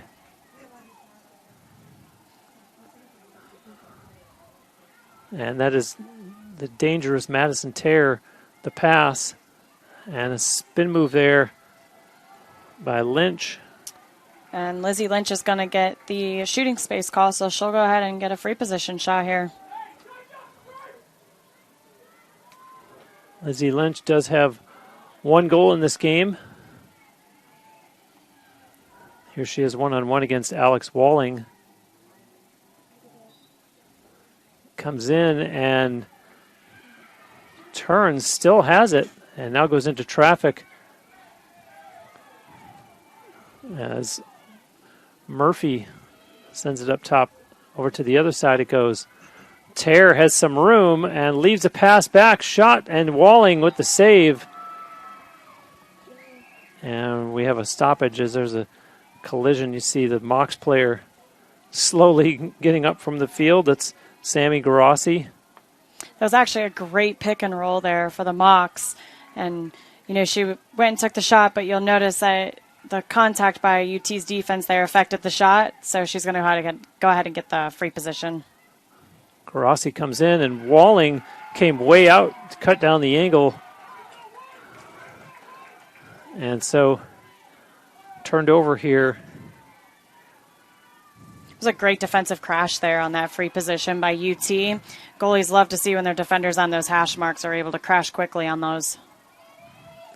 Danny Waters. Pass up for Emma McLaughlin. McLaughlin looks up top. Allie Peebles with it. Gia Colombo for Pierpont. Pass inside. Peebles scores! With authority, Allie Peebles rips that one over the right shoulder of Sydney O'Neill, and the Spartans go back into a 1-goal lead. Yeah, you'll notice that the Mocs were not set up in their backer yet, and they really weren't sure where the open player was, and they weren't ready for that shift, so UT took advantage of that and just cut straight down the middle wide open. It was a great look on the field for people to notice that her defenders just weren't set up, and she went and took advantage of that and cut straight down. Second goal of the game for Allie Peebles, and that's 15 on the season for her.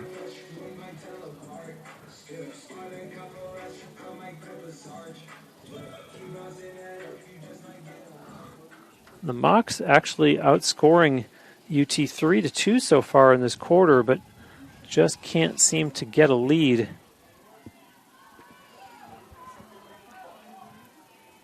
As we have Cece Colombo out there for UT on this draw, and trying to see who that is for Florida Southern. And the ball is out, and that was Abby McFerrin, by the way, picked up by Sarah Hinkle. And so the Spartans has a little bit of a retreat there by Holliston Wagner. And now she moves it up ahead. Cece Colombo, dangerous play just in terms of potential for injury. That looked a little scary. And hold on, knocked down by the Mocs. And going back was Erin Sistek, and now bobbled by Romano. As she's pressured a little bit, Holliston Wagner calls for it on this side. And that is a great ride there by Lizzie Lynch. She never gave up the entire time, and she was able to get not just one, not two, but was able to get 3 attempts at getting that ball away from UT, and she came up with it and is now going to be moccasin ball. So that's a great effort there by Lizzie Lynch to not give up on that ride and get the ball back for her team. A great lesson there for the young players watching at home. And the persistence, as Morgan said, by Lizzie Lynch there, and it prevails as you see the Mocs with the ball and a chance to tie the game back up with just inside 2 minutes left in the third quarter. McFerrin, and up top it goes Griffin over for Stoller. Jackie Stoller trying to go one-on-one here. Up top it goes, quick passing. And shot, they score. Abby McFerrin, the game is tied with 1:38 to go in the third. And the Mocs just keep coming back.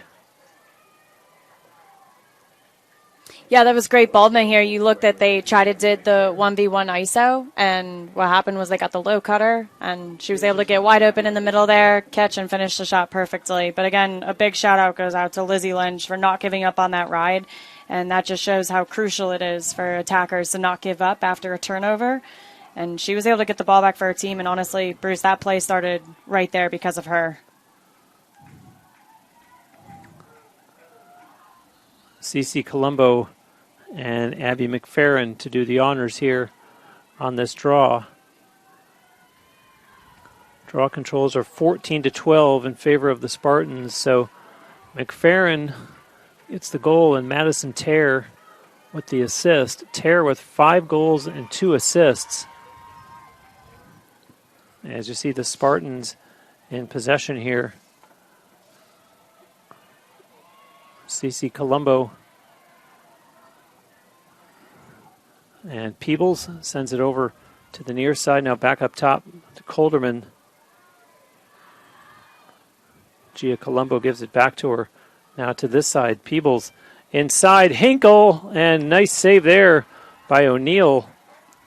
And possession will stay with the Spartans. 1 minute left in the third quarter. And quickly on the restart, here's Colderman. Peebles. Cece Colombo gets it right back. No, it's knocked down. Good defense there by the Mocs. Although 3 Spartans there with pressure. And the goaltender O'Neill will outlet it to the near side.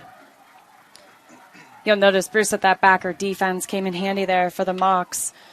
The backer was the one that was able to get the interception and get the balls to in their possession. And there's a dangerous pass indeed taken away. Going back the other way, O'Neal Gallinson on the run. O'Neal Gallinson, good burst of speed, and takes it all the way down behind the Mocs net, toes the end line, has it knocked from her stick, and in fact a turnover. So as much as it looked like the pendulum was going to swing back UT's way, it's turned over, and the horn goes to end the third quarter. And what a great fourth quarter ahead for sure. We will be back with it right here on TampaSpartans.tv.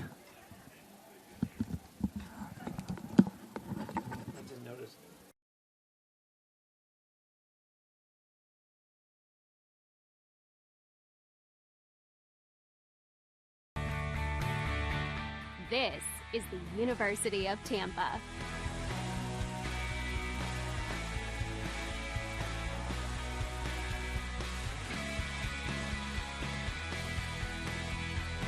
Explore your dreams. Discover your talents. Get ready to invent, innovate, and be a leader. This is the University of Tampa.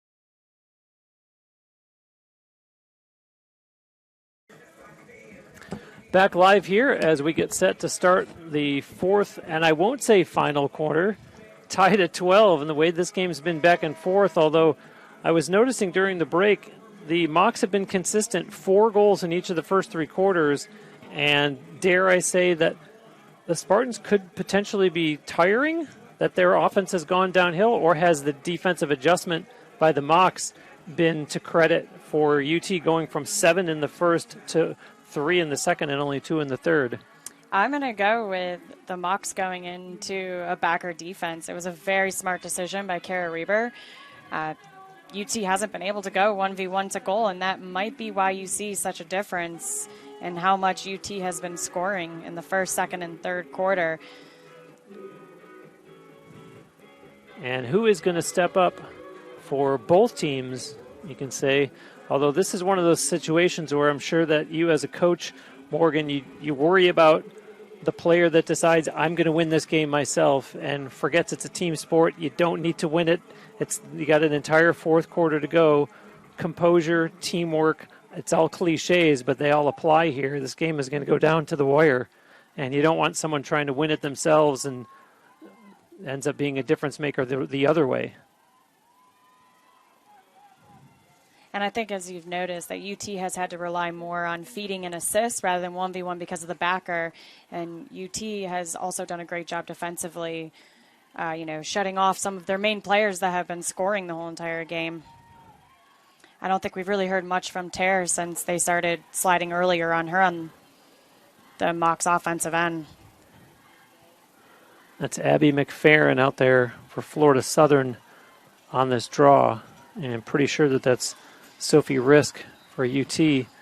And ball is out and not possessed by either team. And now the Mocs will have the first possession of the fourth quarter. Griffin being chased. Emma McLaughlin knocks it down. And McLaughlin causes a turnover. And a shot in the arm there for the home team. As UT will work to get it across midfield. That's Aaron Sistek. Emma McLaughlin with it. And she's being chased. Stoller with the pressure.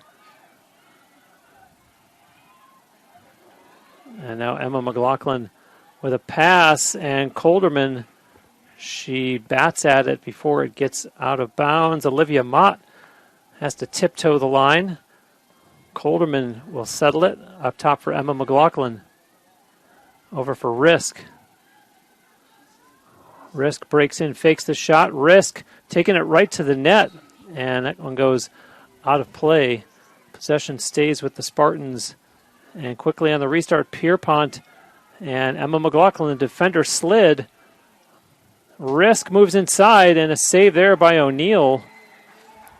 And credit Sydney O'Neill, who has started to find her groove in net for the Mocs.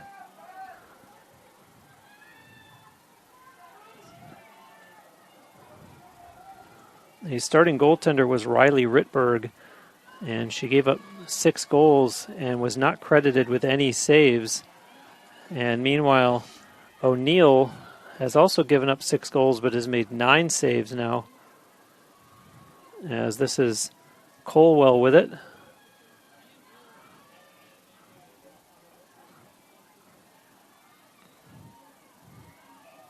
McFerrin. She has one of the 12 Mocs goals. And now Stoller being watched there by Danny Waters. All the way in behind the Spartans net. And Sistek fell down, gets back up in time. And shot coming, good save there by Walling off the stick of Abby McFerrin. And McFerrin had a good look, but Walling was there, stood tall.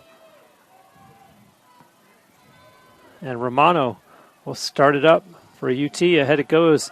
Emma McLaughlin on the run. McLaughlin puts on the brakes.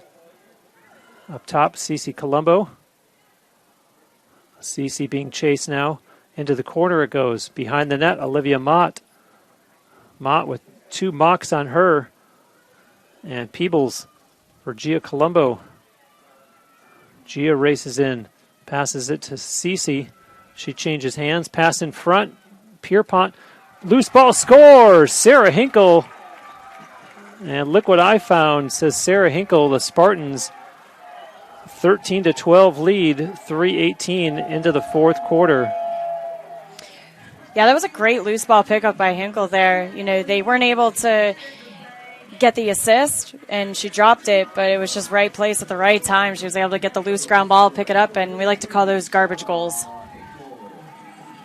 And Hinkle's 3rd goal of the game. She and Gia Colombo have approximately half of the Spartans' goals.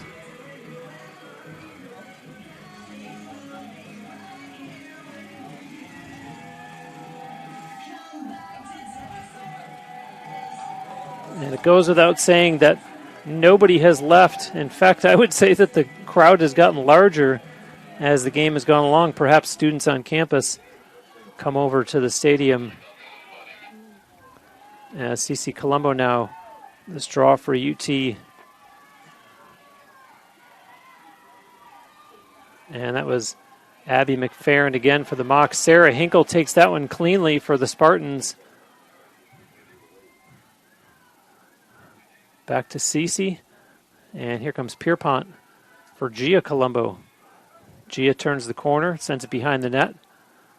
Bobbled, Mott over for Allie Peebles, and Colderman for Cece. Bounce pass into the corner for Gia, and here's Pierpont.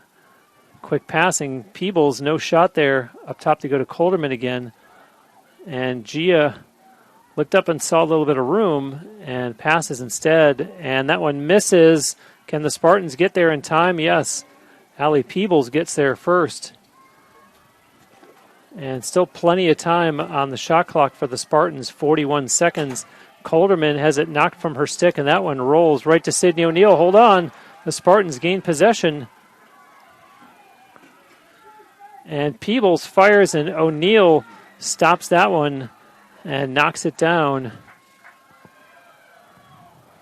Here comes Florida Southern.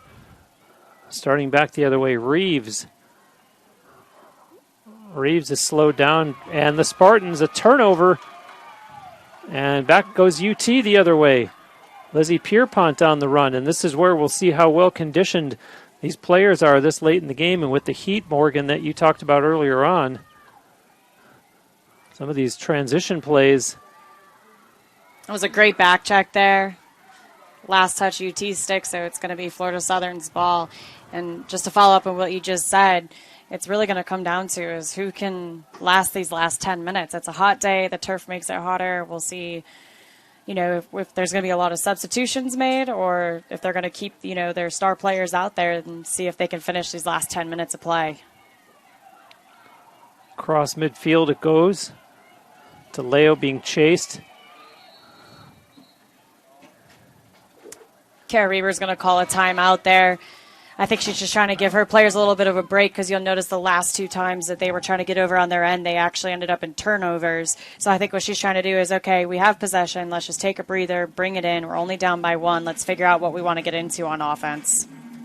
We will take a timeout as well and be back with more lacrosse here on TampaSpartans.tv.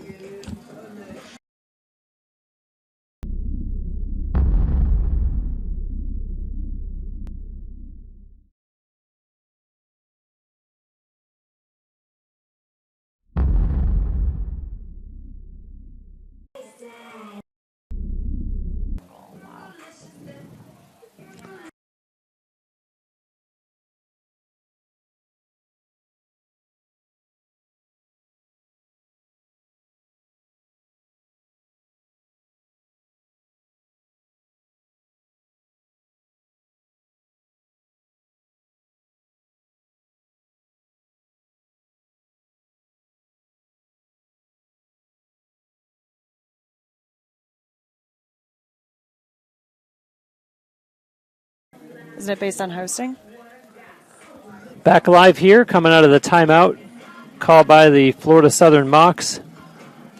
And a 1-goal game, 9:34 to play. So glad you could be with us on this Wednesday. Now we'll call it evening. Game is closing in on 2 hours old. And what an exciting game of lacrosse this has been, as the Mocs put it back into play on the far side of the field. That's Stoller. Stoller has some room, passes in front, scores! Terrific passing and a terrific finish by Lizzie Lynch, and we're tied at 13. Yeah, you'll notice that she went down for the ISO, and the girl that was guarding Lizzie Lynch behind the cage, she went to go slide, and that freed up Lizzie Lynch right there on that low right crease. She was able to get the feet off, and Lizzie Lynch with the finish there. So what a great time for Kara Reber to call the timeout and set her play up so that they could tie the game 13-13.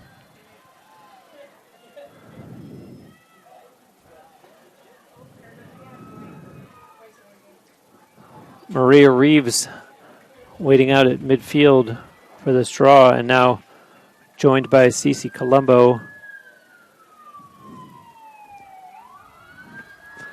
And to update you, shots on goal are 23-18 in favor of the Spartans. Draw controls are 16-13 in favor of UT. And that one taken by Sarah Hinkle. And hold on. Spartans, I want to say temporarily in control with the disarray that there seemed to be, and now it's settled as Danny Waters turns and gets past Jackie Stoller. Ahead it goes. Allie Peebles into the corner now. That's Lizzie Pierpont behind the Mocs net. Gia Colombo up top for Colderman. Peebles turns the corner, nothing but red shirts there. And behind the net it goes. Colderman has room, gets inside, has it knocked from her stick. And I thought that Colderman was going to shoot and decided to carry on. And, of course, everyone's an expert from watching up here. But with Colderman's proficiency. I thought that she had a great scoring opportunity there. Was surprised to see her not take the shot. And I think what happened there is that they were calling her for an illegal check there, which actually sets her up for a free position. And Colderman scores!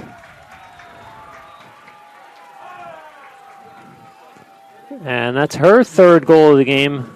So 3 Spartans with hat tricks as UT goes back into a 1-goal lead yet again. 14-13 with 8:33 to go.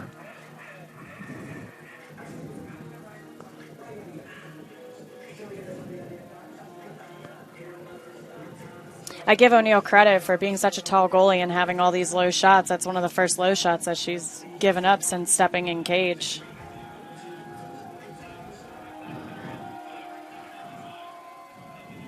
Let's not forget that UT possession was the result of a draw control, and you talked about it early on, Morgan, how important they all are in this game, and you saw it there as we see Cece Colombo now and Maria Reeves to do the honors once again. UT has come up with the last 3 draw controls, so we'll see if Florida Southern's going to make the adjustment here to try and come up with this one. They're going to say that was an illegal draw by UT, so it's actually going to be Florida Southern's ball. McFerrin being watched there by Sistek as they move it over to the far side of the field. Stoller trying to get past Alyssa Romano, backs off, and to McFerrin it goes. Pass now for Madison Terre, and they leave Terre wide open, cuts in, and the sticks get up high on Terre, and what a surprise as she had huge lane to walk down. Madison Terre of the 5 goals and 2 assists thus far. That was definitely a miscommunication there by UT's defense. They didn't talk out who was going to stay on Terre, and with her being such a threat, I'm very shocked that they didn't communicate who was going to stay with her on this. Terre one-on-one here against Alex Walling. Terre breaks in and scores. Definitely not a player that you want to leave wide open, especially with how many goals and how big of a threat she's been this game. You know, she saw that both defenders weren't communicating and they slid off of her because of the miscommunication, so she took advantage. And then with that late slide there, she got 2 sticks to the head and she got the free position to finish it and bring this game back to a 14-14 tie score here. And what other adjectives can we pull out for Madison Terre? My gosh, 6 goals and 2 assists. My guess is this is definitely the best game that she has had in her career. And if it hasn't been, then I would love to have watched any other games that she has played in that she's had a better game than this one. And we're going to see Sarah Hinkle this time on the draw for the Spartans. Maria Reeves for the Mocs. And interesting, I'm looking where Cece Colombo is, as she's been so proficient at draw controls.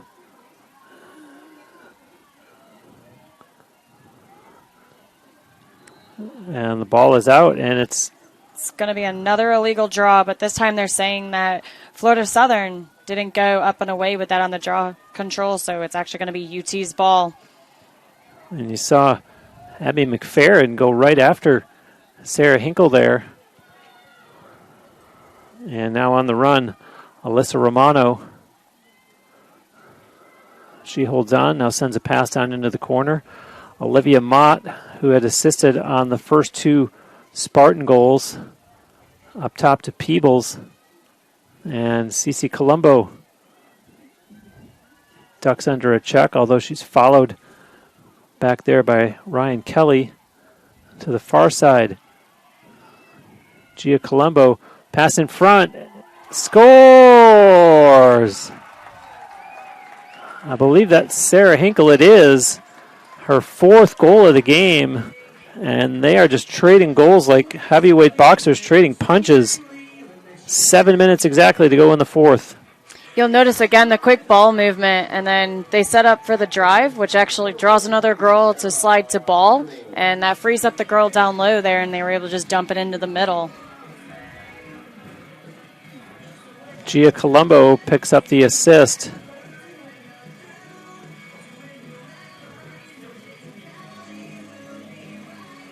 And again, I sound like a broken record, but that started with the draw control and the call against Florida Southern, mind you, but still the fact that whatever team gets that draw control, golden opportunity, and you need every possession you can get at this point, as eventually, not yet, eventually, time will become a factor.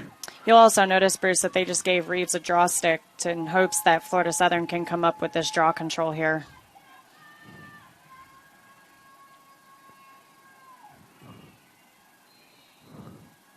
And it goes right to Sarah Hinkle. Well, hold on, it's loose. A bunch of them battle for it. And the Mocs come out of the pack with it. They trail by 1. And McFerrin, and finally, Danny Waters says, I don't think so. To the far side of the field it goes for Stoller. Stoller wants to go one-on-one against O'Neill Gallinson. Up top it goes. Here's Madison Terre. And the Spartans have to be careful here because the tendency is going to be to double team Madison Terre, and that's going to mean someone's going to be open. Stoller and Gallinson backs her off. DeLeo not able to get the shot away. And DeLeo tries to get back out in front. There's a pass, it misses.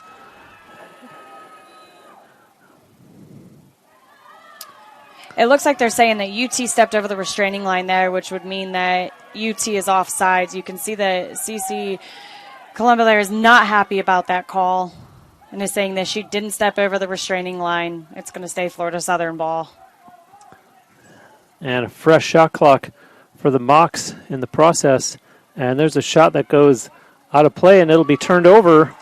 The official down there near the end line signaling possession for the Spartans. And Aaron McLaughlin now running it up. And so fresh legs by Kelly Gallagher. As you mentioned, the conditioning Morgan as Aaron McLaughlin. We haven't called her name in this game. And she's being closely marked, has it knocked from her stick. And Lynch causes the turnover. And here goes Madison Terre. And Spartans need to turn around. Another caused turnover by Lizzie Lynch on a great ride there. You know, she's been playing attack all game, but she's been having a great defensive game with her rides.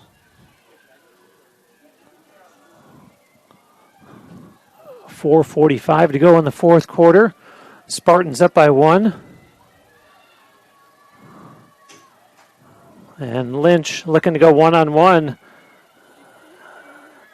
And Walling with the save and a rebound. And Lynch came up with it initially, and Lynch might be hurt down on the ground and jumps right back up and says, I'm fine, let's keep playing. Although you're going to see the officials are going to talk about this because Lizzie Lynch got hit from behind and she fell on the ground. However, at one point when they were still fighting for the ball went underneath Lizzie, who was lying on the ground. So the refs are going to talk out and see whose ball it's going to be, just because they should have stopped clock with the ball being so close to a player on the ground. They should have just stopped play. They didn't. The ball went under Lizzie Lynch, and it's almost looking like they might be giving UT the ball and calling it a cover on Lizzie Lynch. And they're actually going to give an AP possession, so it's whichever team has AP, they're going to end up with the ball because they're calling offsetting fouls, but it looks like they're going to talk to both coaches about this situation here. Yeah, the official on the far side of the field, as you saw Kelly Gallagher run over, and hearing the words from the official along with Kara Raber. And they're going to give Florida Southern the ball, but it looked like the official called offsetting foul, and whichever team had AP is going to end up with the ball, and it looks like that's going to be Florida Southern. And Madison Terre with it.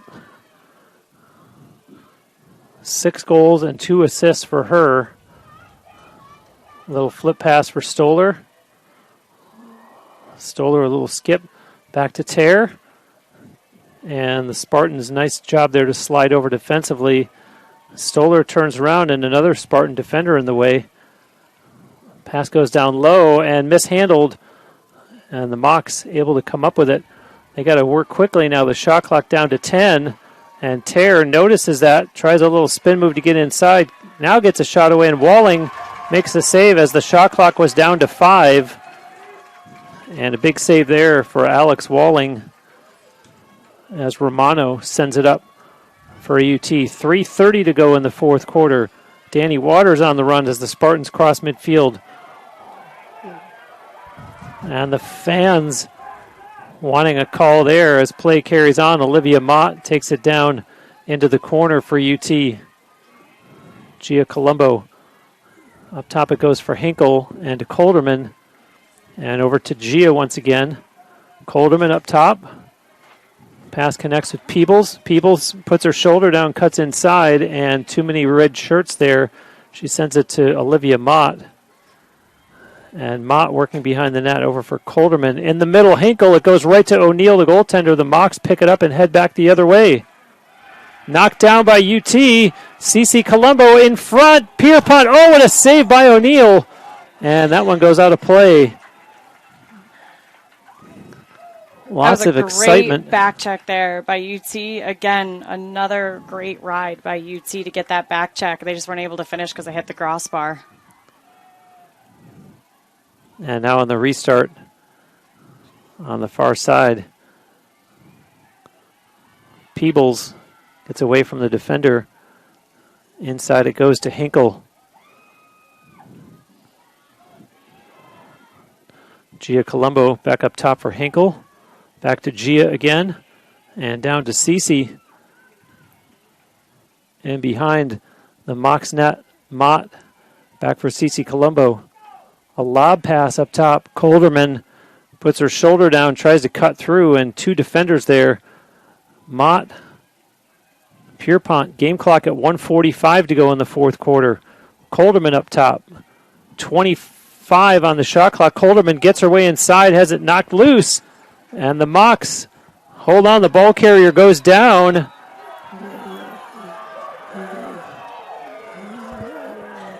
And with 92 seconds left, stoppage in play.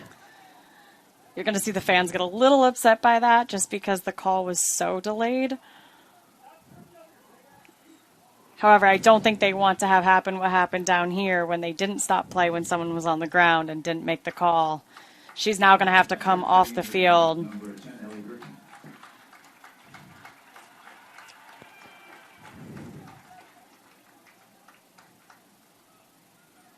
And being carried off the field.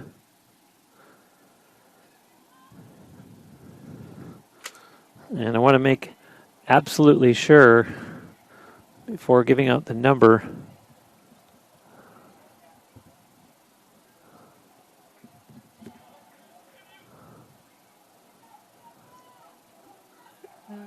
And indeed, that is Ellie Griffin.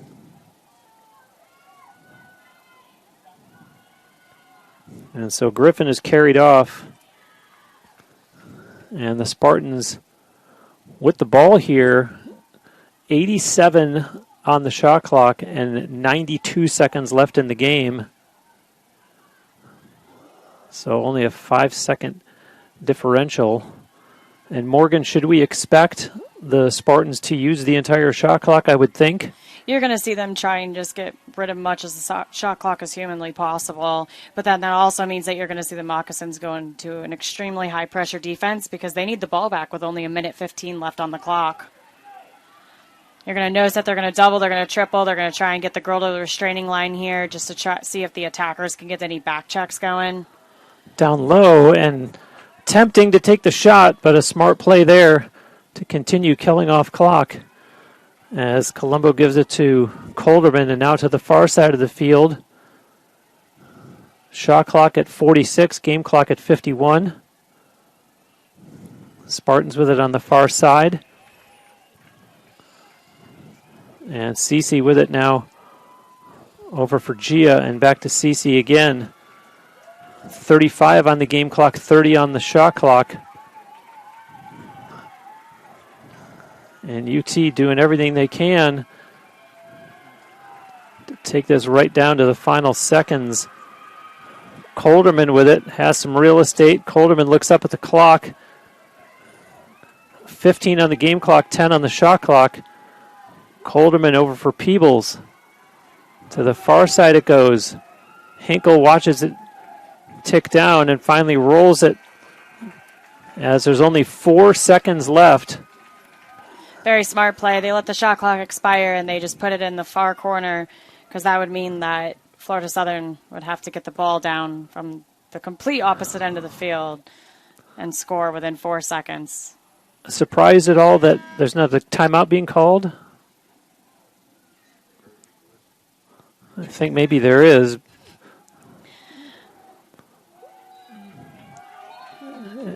Well, hold on. I think there's some confusion because the ball was put in, but 2 officials conferring on the far side. I wonder if maybe there was a timeout called by Florida Southern. It looks like Florida Southern called the timeout as players were exiting the field. Yeah, a timeout was called.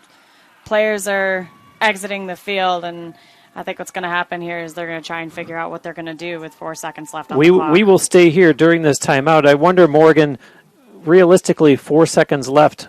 What could you draw up if you're Kara Raber for your team at this point? About the only thing you can do is have your strongest player take the ball down in that low corner and try to pass it as far up the field as humanly possible in hopes that you can get the 50-50 ball in midair and somehow within 4 seconds come up with a quick catch and shoot.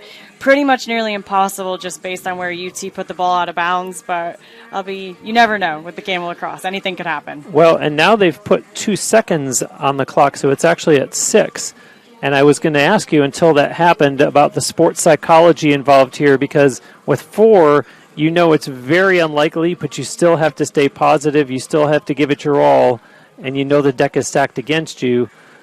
Clearly, they have to do exactly what you just described to even put themselves in a position. Do the extra 2 seconds help, I think? Definitely. I mean, at this point, Florida Southern will take any extra time that they can get in this situation. I think that's why the refs met down there in that lower corner, was to figure out exactly how much time should be left on the clock based on when the shot clock expired and based on the game clock. And it looks like they came up with 6 seconds, so that does give Florida Southern a little bit of an upper hand here. But again, 6 seconds isn't a lot of time for them to get the ball from that corner all the way to the other end of the field. And I kept thinking it should have been 5 because of the difference that I was seeing as the Spartans were killing off the clock. It looked like there was 5 seconds difference between the game clock and the shot clock. They decided that it's 6. So let's see. And you'll see that Florida Southern actually put an attacker down there to get the ball up. So, they're putting a lot of faith in Stoller there, who's actually an attacker. And she's down on the defensive end for the Muck. So they have faith that she's going to be able to send this ball up and over as far as possible. And hold your breath. Here we go. Final 6 seconds. And there's the whistle. Stoller puts it into play. And it's missed and picked up by the Spartans. And the horn goes. The game is over, and the Spartans celebrate and running out from the sideline to congratulate the winning goaltender, Alex Walling. And what a nail-biter, as we knew it would be, as the Spartans hold on for a 15-14 victory. And Morgan, I wouldn't be surprised if we see these 2 teams again in the Sunshine State Conference playoffs. You will definitely see these 2 teams go against each other in the playoffs.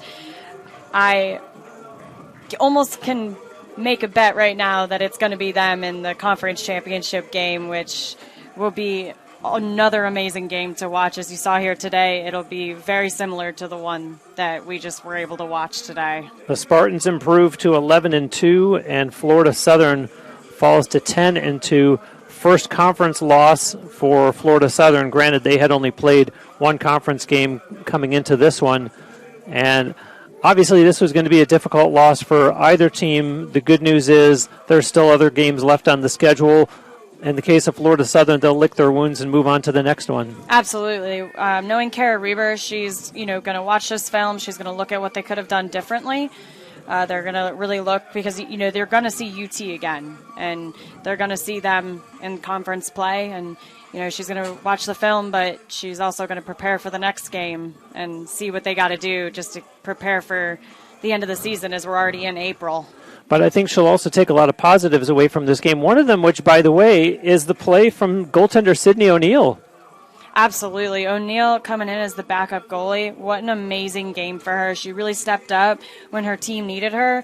And I truly think because of her, that's why this game was kept so close, because even after the first quarter, it was 7-4.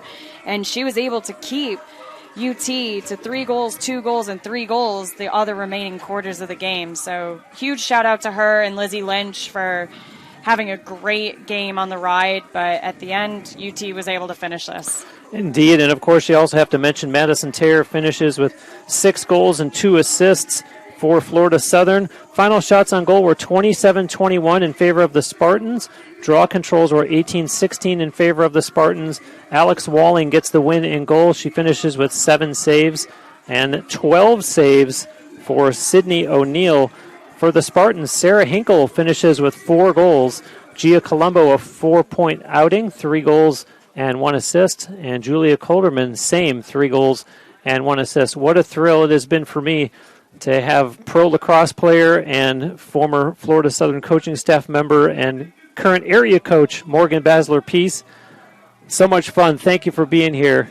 Yeah, thank you so much for having me again, Bruce. And you never know, maybe I'll be back for another game fairly soon if we see these two match up again. My thanks, as always, to Andre Pyatt. I'm Bruce Wozniak, thanking you for watching. Our final score, Tampa 15, Florida Southern 14. So long from the Namoli